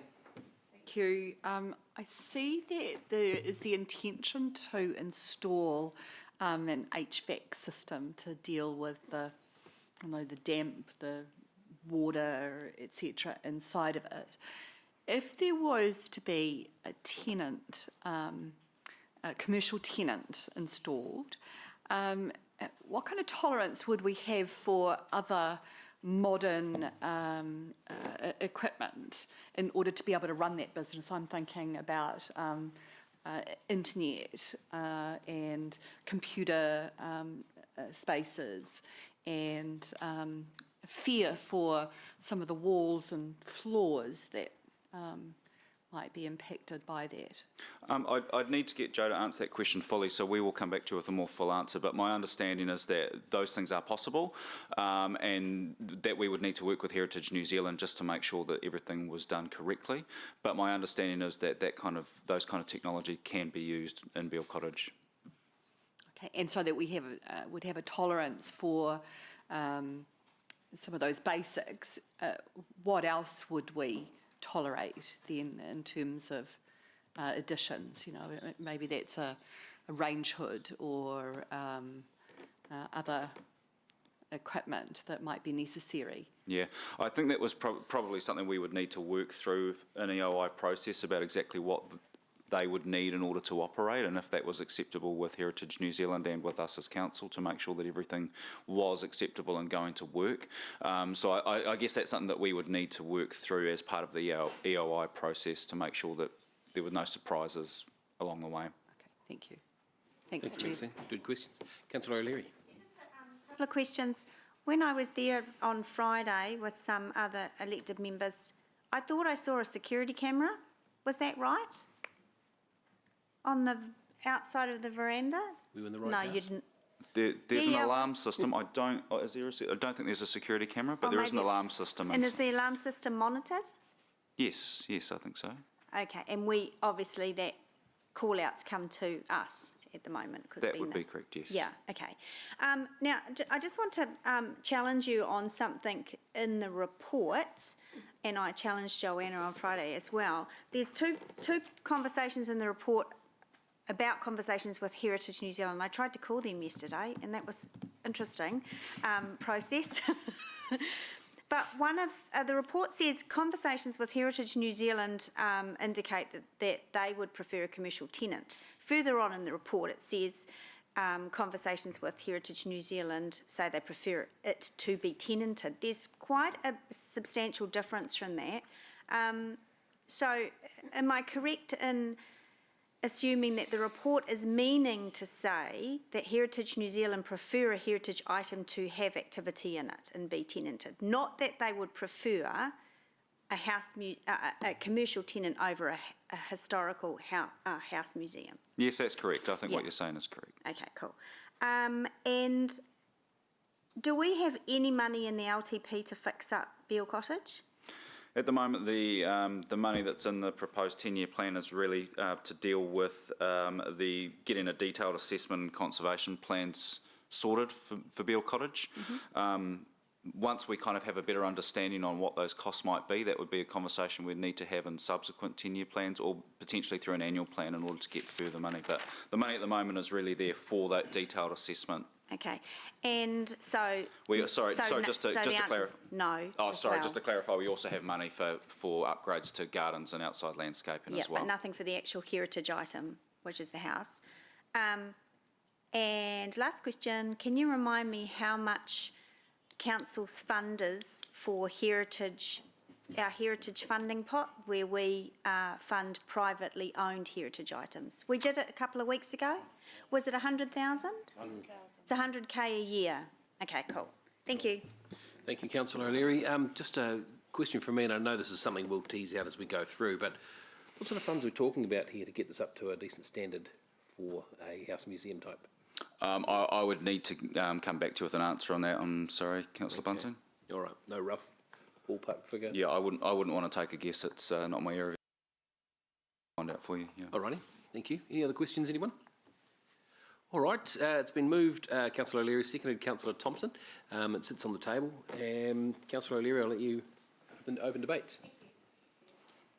Yeah, look, this, after 13 years of being on council, it was my first time last week to visit the Frankton Station Master's house in Beale Cottage, and we'll leave the Frankton Station Master's house for another conversation because I was shocked at the state of it.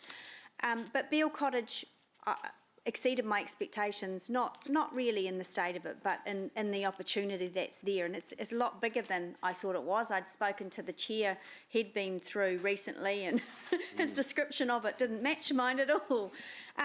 But this is the first time in decades where we have got the opportunity to grab it and give it back to the city.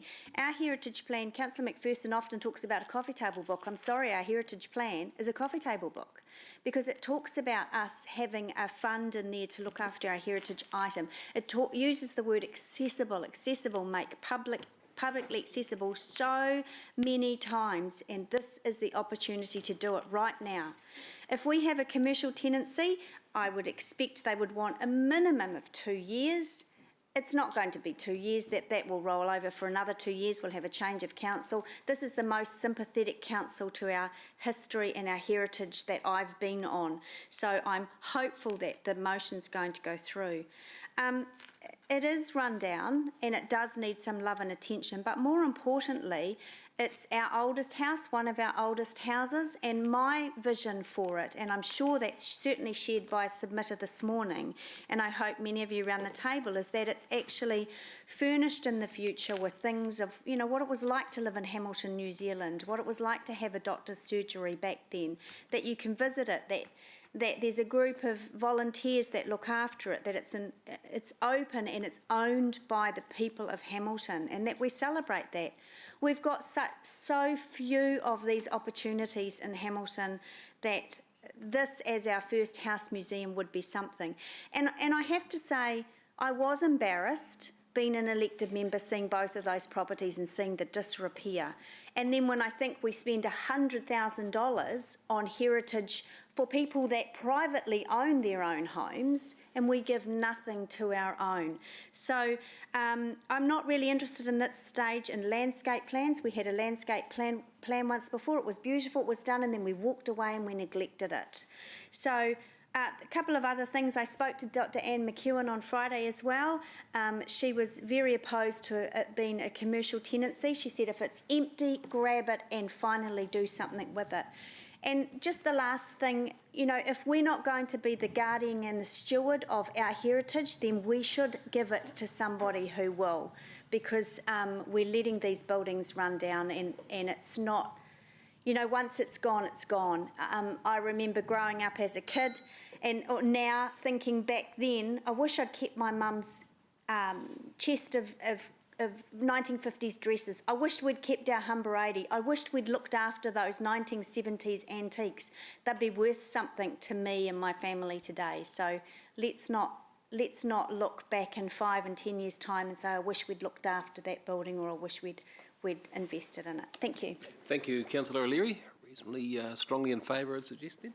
Okay, Councillor Thompson. Thank you, Chair. Firstly, I just want to thank Angela for arranging for us to go visit both the Station Master's house and Beale Cottage. It was eye-opening. Beale Cottage, we drive past it, walk past it, you know, weekly, and you don't even notice it or give it a second thought. But actually, when we walked through it, it was something quite special and charming, and even without all the different furnishings and artefacts and things, you could still see things like old pieces of posters on the wall, and you could see where this, the doctor's surgery and registry and everything was, and it really did feel like something special and something that we should grasp and hold on to. It makes me think of Woodlands Estate. If people in this room have visited there, and they've furnished out this old house, and while it's a lot bigger, you know, I can see something like that with Beale Cottage, and I have so many amazing memories as a child going and exploring that old homestead at Woodlands, and there were so many fascinating things, from the fashion that was in the wardrobes to the old cellar down below. So I think that we can create something which will create memories for young children in Hamilton, something which can help us learn our stories, and something which, you know, everyone can actually enjoy and reminisce about, and everyone loves to kind of look back at old things and get a little snapshot of history and what life used to be like. I think there's huge opportunity for volunteers to help with this, to be there when it's open, to take people through and to talk about the stories and history there. We can have cups of tea, coffee and scones for people on weekends to go visit. And when you look at the amount that we're getting from the commercial tenant, 12 to 13,000, that is less than what we spent on consultation for Founders Theatre recently. It is not that much when you look at the opportunity cost of having something so special right there in the centre of town as well. It's right across from the museum once we have our walking and cycling bridge in, and it's right there by the Hamilton East shops. So it's really accessible to people in the city. So I am very in favour of us making this open to the community for them to enjoy. Thank you, Sarah. Margaret, is yours a new hand up there, or is it? Old hand, sorry. Okay, old hand's the best hand. Councillor Van Oosten. Thank you, and thanks to the mover and seconder for this change, and also join Councillor Thompson in thanking Angela for arranging the visit. I too tagged along and was delighted to be able to have a look inside of the cottage and really to be able to understand its charm. It led me from there to read through quite comprehensively the papers here in the report, and to really get a much better appreciation of just how rare this house is. There are only a couple in the Waikato, and it's the only one in Hamilton. So I think that adds to its absolute value to us as a city, and to not protect it in every way that we can is remiss of us. But to not allow our public to enjoy it as well would be a travesty. It needs some attention, it needs some money, and I think that with a will, we will be able to find a way to be able to do that. Kelly talked this morning about these types of heritage, telling the stories of Hamilton. And in other things that we've done around Hamilton, and I'm thinking about Captain Hamilton, I'm thinking about our street names, there is the need to really be able to tell our stories and tell them well. I think we've got a real opportunity with the cottage to be able to tell a much fuller story about its inhabitants, about the life that happened in that time. It connects up really nicely with other parts of Hamilton, and if any of you know about it, there is a historic Hamilton app, and maybe our Councillor Ewan would be interested in having a look at that. It takes you on a walking tour around Hamilton East, and it shows you other sites of real value, and I can think of a couple of extra ones that aren't on that app as well, that we can expand that and use that to really be able to build interest. And in terms of the accessibility, I've driven past that. I live in Hamilton East. I never knew that you could even go into it. And we keep the gates shut, and we keep people out, and that's something that we need to do some thinking about and make sure that we have tell our stories well and have accessibility for all of our public to share the beauty of it. Thank you, Maxine. Deputy Mayor Taylor. Yeah, thank you, Chair. Look, I support everybody who's spoken to date. Thanks to staff for bringing this back to us, and obviously, they've been wanting to keep some income coming in, for the maintenance of the property, as has been the wish of past councils. And I congratulate Angela for taking the initiative here. It's Hamilton's oldest house, isn't it? And having just come back from a South Island trip and been to places like Akaroa, and seen what they do with their history there and the way they celebrate it and look after their historic places, I couldn't agree more with what Maxine and Sarah and Angela have said. So I support going down this path definitely to see what the possibilities are, and obviously it's going to come back with some costs, and I'll be keen to see if we can, as Kelly suggested this morning, maybe find a sympathetic group who may get involved. But there certainly will be some costs, so that's something that we will need to address. But definitely, let's find out more. Thank you. Councillor Wilson. Yeah, thanks, Chairman Mark. First of all, congratulations to Angela and others who were involved in looking at this and bringing this to our attention and putting forward this suggestion. But my comment is a much broader one, because I think this is much bigger than just Beale Cottage, although Beale Cottage is incredibly important.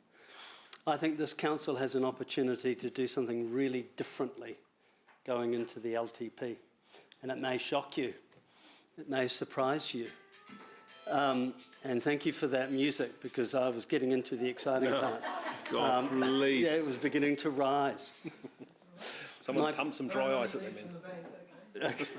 It's funny, I get those messages as well. Can my time start again? No, move on. I'm joking. But what I was going to say is, wouldn't it be an amazing council?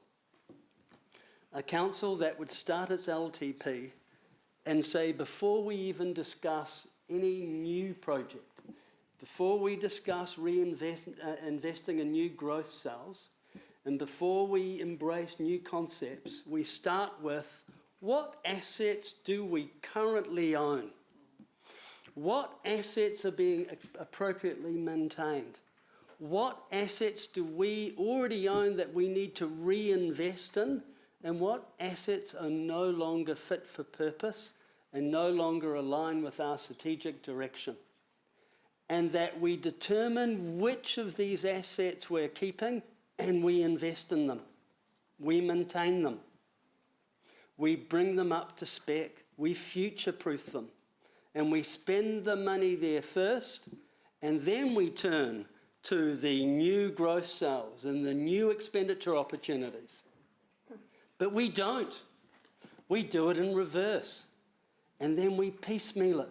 We go, oh, I've got no money left. Oh, how tragic. How tragic, we just won't fund it. We're doing it the wrong way. How about this time we start with renewals?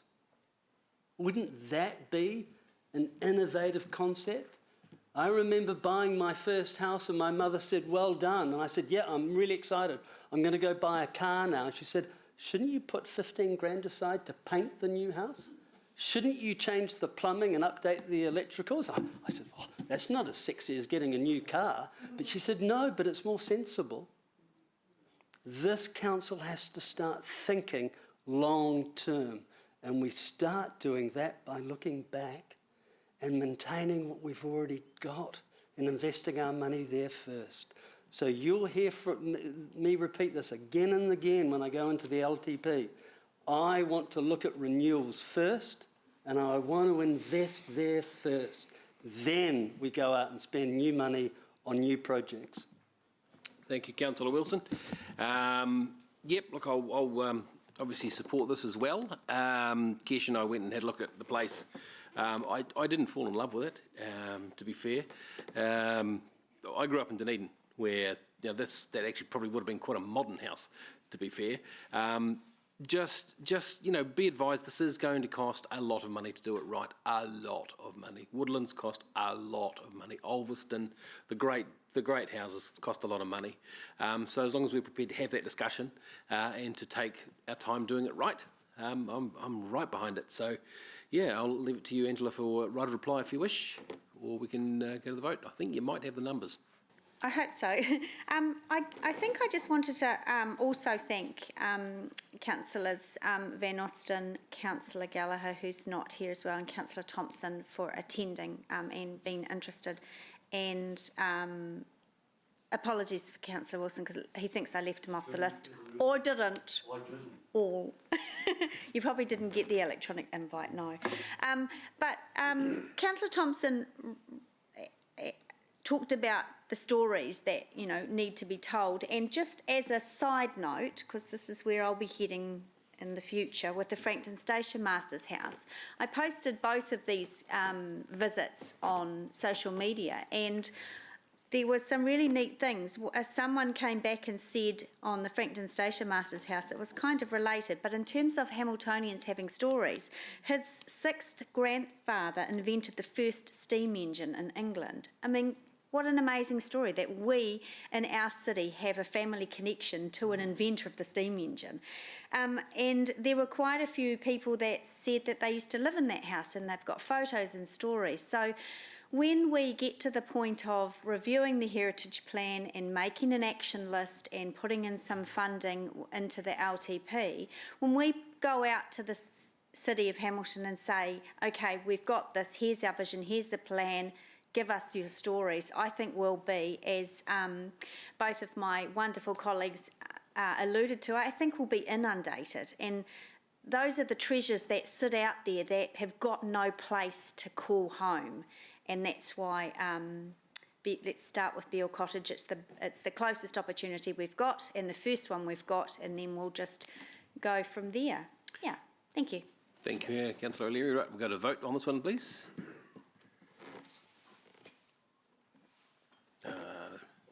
Margaret's left the meeting, by the way.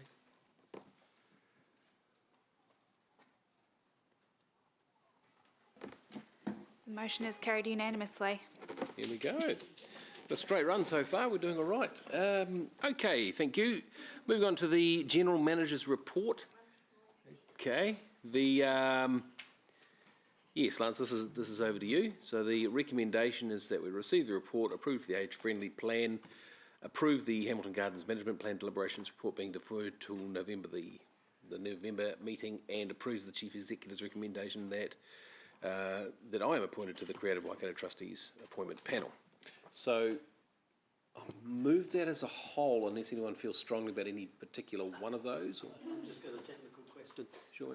Mr. Chair, is there anything you don't have your fingerprint on in terms of operations of council? So far, the Economic Development Committee. I'm working on that. And is that part of...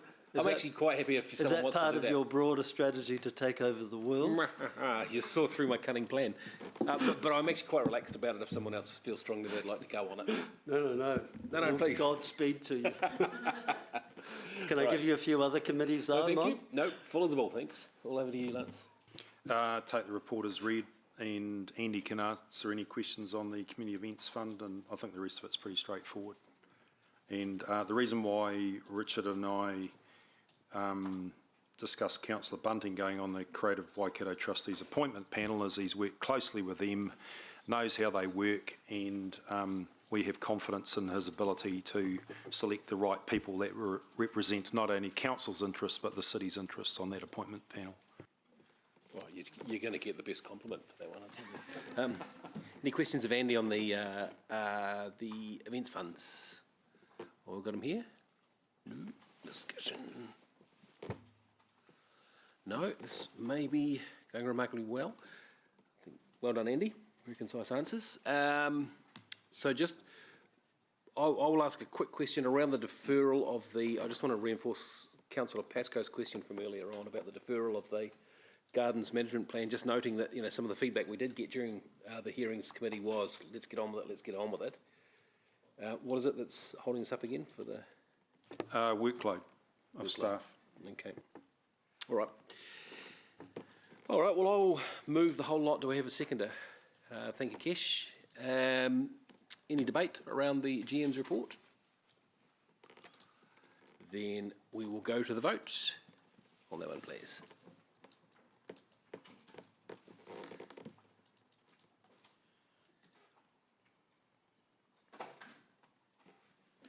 Motion is carried unanimously. Well done, lads. Nice work. Okay, well, we've got Andy here. We'll move on to... You guys all right without a break? We can carry on through this one before we have a tea break? Yeah, good. Okay, we will go to the Community Assistance Policy. This is good to see Andy as well. Page, what is it again? 142. 142, thank you. Kia ora tātou. Over to you, Andy. Thank you. Thanks for the opportunity to be here again. It's always a great part of our day. I want to acknowledge, I guess, the... He was being genuine. Love it. Talk about a murmur of a laugh. Our policy, as you'll see in our report, it guides us in administering the particular grants that we administer in the Community and Social Development team. Sandra is my Social Development team leader, and she looks after very carefully the allocation committee processes that take place and ensure that we have best practice both from a local government giving out funding but also from a wider philanthropic sector. Our policy has traditionally held the amount of money that we allocate through those funds in it. This particular version of the policy has removed the numbers side, as we're aware that that's a long-term plan conversation, and the policy really just links to the website, which would articulate how much each grant has to give. So there's a slight difference there. Essentially, the outline changes to the policy have been articulated, and we're really happy to answer any questions that you have around our thinking behind that, or from the conversations that we had on SharePoint and also at the briefing in the last couple of months. But really happy to kind of really answer the questions. One of the things that I just do want to highlight is that all of our grants are part of a wider network of granting, and no community organisation that gets funding from council is fully supported by council. All of the work that we do from a granting space is leveraged. We report in the annual report as a goal that our community grants would be leveraged at least 3 to 1. So our 1.5 million would at least go to $4.5 million worth of investment in our city. The reality is that that's closer to 17 to 1. And so our 1.5 is highly used by the community organisations that partner with us to deliver social, cultural, wellbeing outcomes for our city. So kia ora, councillors, Mangai Māori. Kia ora, Andy. I wonder if I may just start the questions with regards to the Creative Partnership Fund on page 157. When we first mooted this idea with you, this stemmed from Nancy Cage's submission during one of these things about match funding. Can we strengthen up the wording so that it actually becomes a match funding organisation? Absolutely. So you'll notice that we've kind of put a priority in the match funding, but we can definitely elevate that up. The hope with the Creative Partnership Fund is that Creative Waikato will be a real key leader and guider in there, but we can definitely ensure that it's matched fund. That if the at a matching money minimum isn't there, they need not bother applying. Yep. Okay, thank you. So we can do that without changing the resolution? Great, thank you. Councillor Wilson. Yeah, thanks, Chair Mark. Just a couple of questions, if I could. First one is on page 142.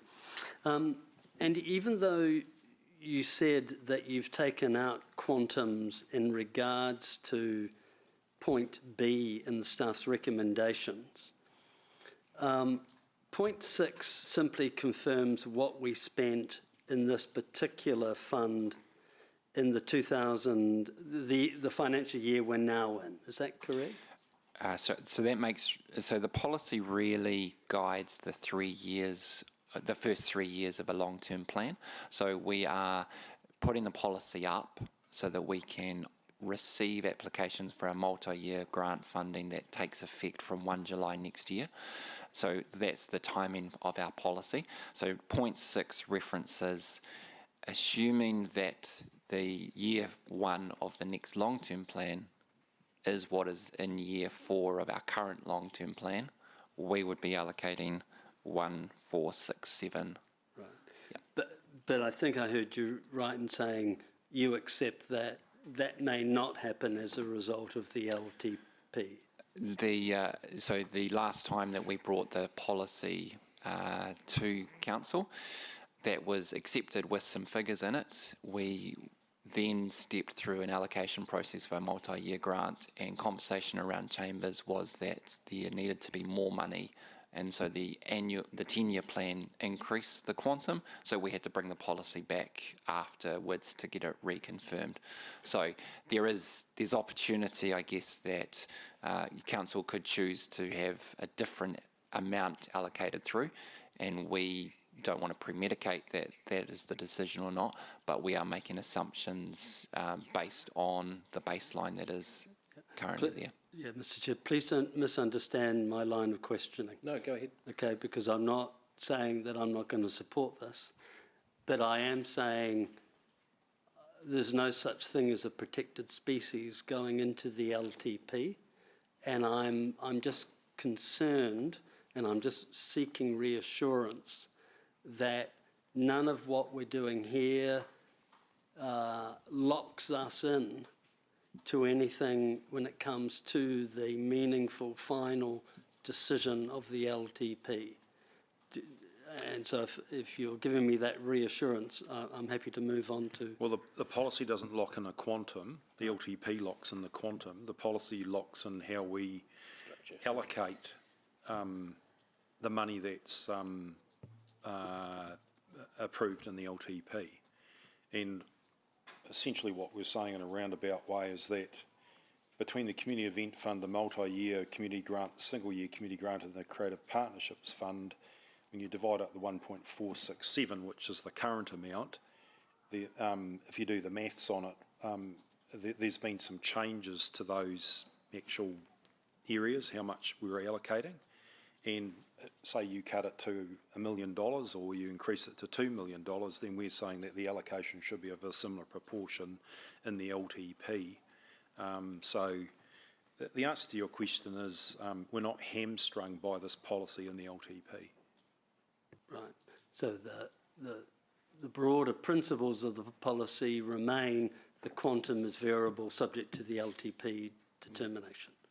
Correct, like it is with all other policies. Thank you. And in this most recent financial year that's just passed, including aspects during the COVID crisis, the community spend was about roughly the same amount plus the extra $1 million we gave as a result of the emergency relating to COVID.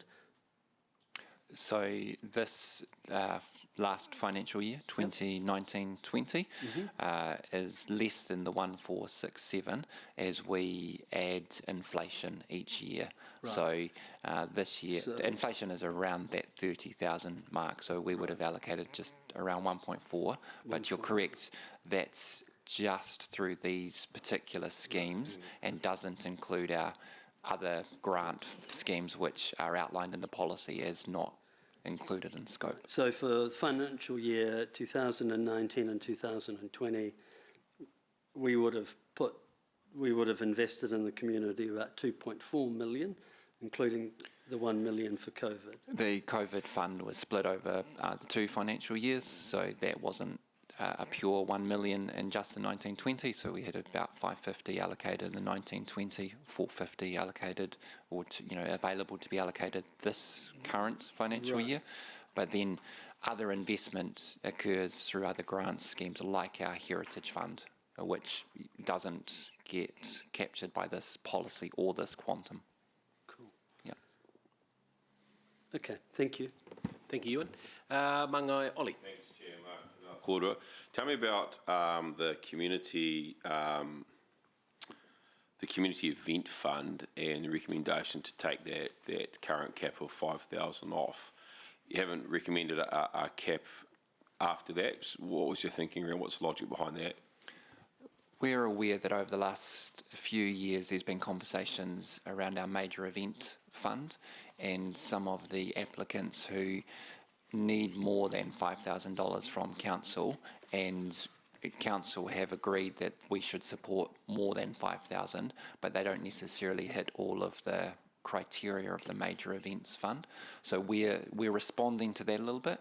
Festivals like Boon we think are essential for the cultural and social well-being of our city, and we think fit really well with the purposes of our community event fund, just not the ability to give them only $5,000. So the removal of that cap really goes, we probably don't want to support 14 organisations to a small amount like we have this year. We would rather support 10 organisations to a greater amount and have that flexibility to meet the need as appropriate, which may still include a $2,000, $3,000, $5,000 grant for some organisations. Or one organisation for the full amount?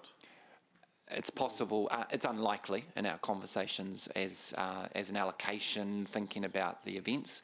That is a possibility, but it's an unlikely scenario. But there is provision there to fund a fewer amount of organisers for a larger amount and get a potential better return on the investment, for example. Aye. Okay. Thank you. Yeah. Thanks, Ollie. Councillor Pascoe. Thank you, Chair. Question on page 159 of the groups that we do not fund, and one of those groups is political organisations. I presume that represents a group like the Labour Party or the National Party, so it's quite clear that they are a political group. does our oversight extend to groups that might be community groups or traditional groups that we have funded that have or have developed over time very strong political agendas? You're correct, Councillor, in terms of it's really explicit about those organisations that are set up to pursue a political party. We would, because our grants are allocated through allocation committees made up of councillors and community members, those types of conversations where a group may have deviated from their purpose and are delivering something that is contrary to their wider community wellbeing would definitely be part of the allocation conversation, which could impact their success or failure.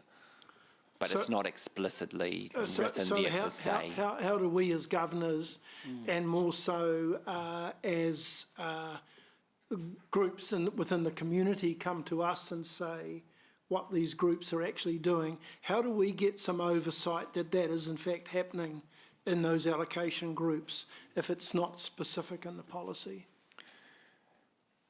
Question. So part of the process when we do the prior to allocation and prior to those applications being assessed, we have a checklist and we make sure and very carefully check off against the policy, all aspects of the policy are covered. So if there was some doubt around the aims or the activities of that organisation, then we would bring it up and the assessment committee would actually not get to see the application if we thought that it was an organisation council shouldn't be funding. Okay. There's definitely due diligence that takes place in that assessment process, and then the allocation process allows other intel to come to the fore. As a council, we have a couple of elected members who represent the body. I'm aware of that, So in other words, if we're aware of some groups that might fit into that category, the onus is on us to either let those elected members know or to let you know. That's yes. Okay, thank you. Okay, good line of questioning, Rob. Thank you. I'll go with Councillor Kesh first, if that's all right, because this is the first part of the cherry. Councillor Kesh. Thank you. Sorry, it just closed. With the community event fund, I get that it's the change in the criteria is to meet the gap that currently exists. Can you confirm, or can someone confirm, that the major event fund is also having a look at to try to cover that gap in terms of the criteria being reviewed? I can speak to that. It's a conversation that we're having, but it hasn't formally sat down to do it. Is that right? It's just that, you know, this the one's ED committee. changing, so I'd assume that the other one would be changing too, to cover that. That's the intention, gap. Kesh. And also the feedback from the community groups about removing the cap. There were a majority of groups that said that we shouldn't remove the cap. I'd assume because they'd be at a disadvantage for the reasons you just explained. Would they be eligible to apply for the other grants? Yeah, so the criteria and guidelines around our multi-year and single-year allow those organisations, that they're written in a way to support operational costs for organisations, but part of operational costs can be the festivals and the events that fit within the event fund. So absolutely, some of our events are funded through that mechanism, and therefore if smaller organisations, we would be encouraging them to go through the single year So we'd portal. actively do that? Aye. So we're not creating another gap? No, no. Cool. Yep. Thank you. Thank you, Kesh. Councillor Ewan. Yes, Chair Mark, I forgot to ask the one question. Do we benchmark ourselves against other councils in terms of our spending in the community development area? We, each council does different elements within the umbrella of community development. So from a specific parts over the previous 5 or 6 years, we've done several times of benchmarking, both from an advisory perspective, but also from a grant allocation perspective. We've probably done that more regularly with our community grants than we have with the community development as a whole. So, Mr. Chair, how easy would it be prior to the LP, the long-term plan, to do a quick analysis of the major councils under the 4 categories we've got: community event fund, multi-year community grant, single-year community grant, and creative partnership fund, and just do a quick analysis from, say, as either a percentage of rate intake or like-sized cities. I'm just, Mr. Chair, I'm trying to get some optics. Yeah, there is information on this. Actually, I asked that exact question. So in the SharePoint document, we shared from an arts perspective what some of our partner councils are giving. That it's not always straight apples for apples, in that there's a range of different mechanisms that can be used by different councils. But so we've got that information live from lockdown in terms of our arts funding.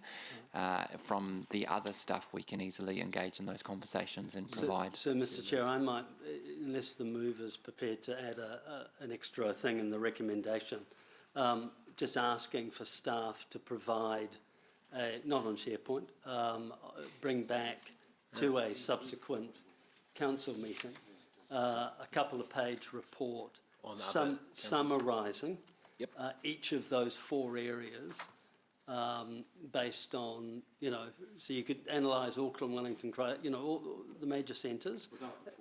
Yeah, as a percentage of rate take, just so that we as a city can say to ourselves, we're the most generous in the country, or we're the biggest Scrooge is this side of Santa Claus.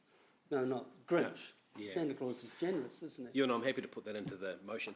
Yeah, we'll get that added in. It was just, thank you. Yep. Great. Cool. Just because that can be done, Becca? Yeah, we can definitely put that in as a staff action.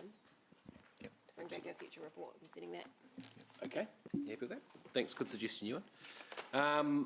All right, well, I have moved it, Kesh has seconded it with that alteration in there. Thanks, Ewan. Look, to me, as chair of community, I'm disappointed. I think it could go further, but, everyone wants more. I would have loved to have seen a bit more work done on community loans, and the idea that the kind of funding we need to be providing, because we are minnows in the funding circuit in Hamilton and Kirikiriroa anyway. You've got the Trust Waikato's, you've got Well Trusts, you've got some pretty big funders, you've got Creative New Zealand, etc.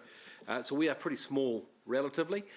So I think we could and we should be using our funding dollar wisely and cleverly rather than just granting it. I think our money ought to be about seed money. That's why I'm really strong on the peer funding, the great idea that Nancy Cager had. And I won't stop nagging about community grants and other funding options I find as well. So I just think we can be cleverer. So, but I think this is a great start. So thank you for your work on it, staff.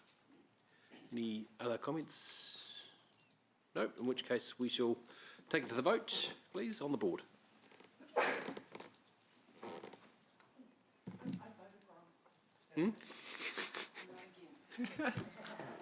Should we clear it and start again? Don't ruin the record of the day. Oh no, I did it. Oh no, hang on, stop. Yes, thank you. Hang on. Right. Motion is carried unanimously. Kia ora tātou. Thank you. Thanks, Andy. Yeah, I think we'll take a till 3 o'clock tea break, team. Sorry, guys.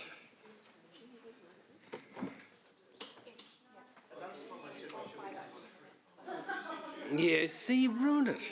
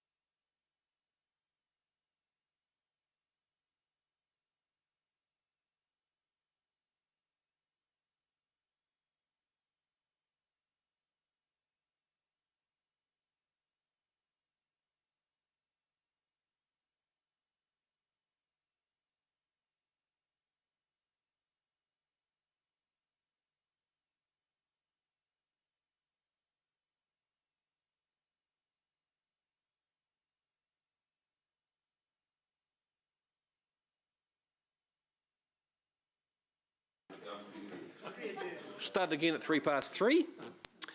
Okay, we're moving on to... Lance wants one. Mary Ann Gill said if anyone wants one, Yeah. just let me know and I'll get them. Thanks. Yeah, can you make sure Lance gets one? Great. Excellent. Oh, yeah, great. Oh, Lance wants one. The mayor represents you well. Yeah. Righto, come on. Okay, we're on to item 14, the open information reports. Now, these are for information, so I'm going to take them as read and I will move them. Thank you. Do we have any questions on any of the reports? Sarah. Thank you. I think I asked Andy to provide is it segregation of can't remember the right word, to provide data for both female and male participants in the city safety survey. And there's this is what we're on, right? The open reports. Yeah. Yep. And there's quite a big difference in terms of the number of women who feel safe in the city centre at night versus the number of men. But then the report didn't go on to discuss that particular aspect of those numbers. I'm just wondering what work we are doing or could do to help to, I guess, address that gap. Going to have to ask Andy to answer this one. Really, Andy, if you could. I'm certainly not trying to circumvent the questioning and stuff, but I'll try and keep it clipping. Me, Paula. Perhaps Angela could talk to the group that we're putting together around re-looking at safety a little bit. Yeah, okay, we'll do that in a second. Yep. Absolutely. Andy? I guess, Councillor Thompson, as a starter, there's definitely a difference between male and female when we perceive our own egotistical ability to walk through situations. So from a perception survey, I wasn't overly surprised that there was a difference between male and female. Some of the commentary of people filling out the survey often reference I'm of this particular size, or this is my martial arts background and therefore I am. And so there was quite a lot of that male focused narrative. Equally, a number of female focused narrative of I never would go in by myself. And so that kind of is not a surprise. In terms of what the work that we're doing, part of our central city safety strategy is around partnerships, and part of that partnership is making sure that we're working with others to have safe workspaces. So I think about the work that our Kelvin's team does in terms of our liquor licensing, making sure that they're safe environments. When we think about our public spaces, some of the work this last year around changing the lighting, it's not necessarily a gender specific thing, but it is how do we keep increasing the water level? And I guess that would be one thing from these results, that though the gap is there, both have been trending in the right direction of people having that greater sense that the CBD is a place they're not going to be harmed in, and it's a safer space. So we're not necessarily doing one female specific, but we are working with partnerships, and that does include those who have got a focus on ensuring that we all thrive, not just male. So I don't know if that's probably not specific enough, sorry. Yeah, no, I mean, I guess the answer is we're not specifically looking at addressing concerns around women. It's just a general approach. It definitely has been, when we think about our public spaces and we think about the partnerships with our workplaces in terms of within the central city. Some of our, yes. Okay. Sorry. Yep, thank you. We're going to have a brief update. Yeah, well, I wasn't going to, but you want to plug in for the work we're doing with... I just think, because it is about safety, I wanted to give Angela the chance to talk at a very general level what is going to happen in the short term. There'll be a lot more conversation to come, but I've asked Angela to take a lead on this, looking at this bit of work. And she's said yes to that. So yes, yay, yes. So the Mayor's asked me to bring together the New Zealand Police, Hamilton City Council, City Safe, and the neighbourhood support groups, so those sort of stakeholders that actually deliver safety in the city. The first meeting's this Friday, and it's just an exploratory meeting to find out what we all do and how aligned are we, if we are at all, and to identify some gaps.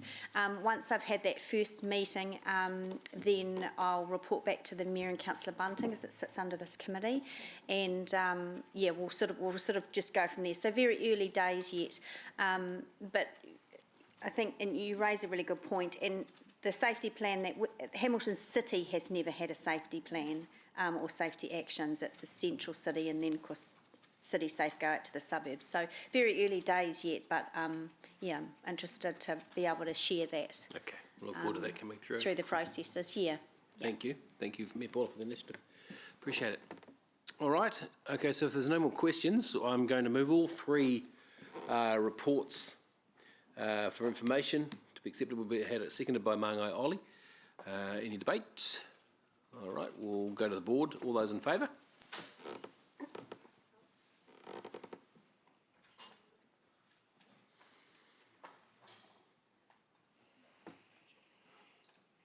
The motion is carried unanimously. Thank you very much. Apologies, and Councillor Ngāti Rauf, Is she there? would you like to vote as well?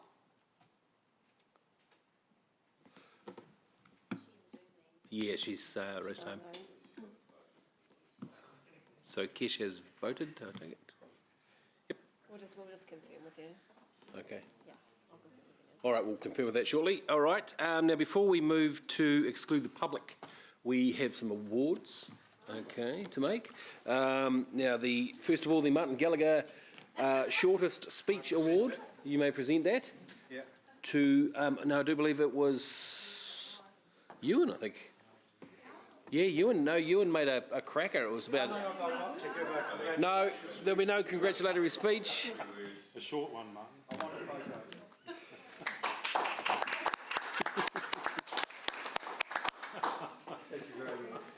Best compliment of another member.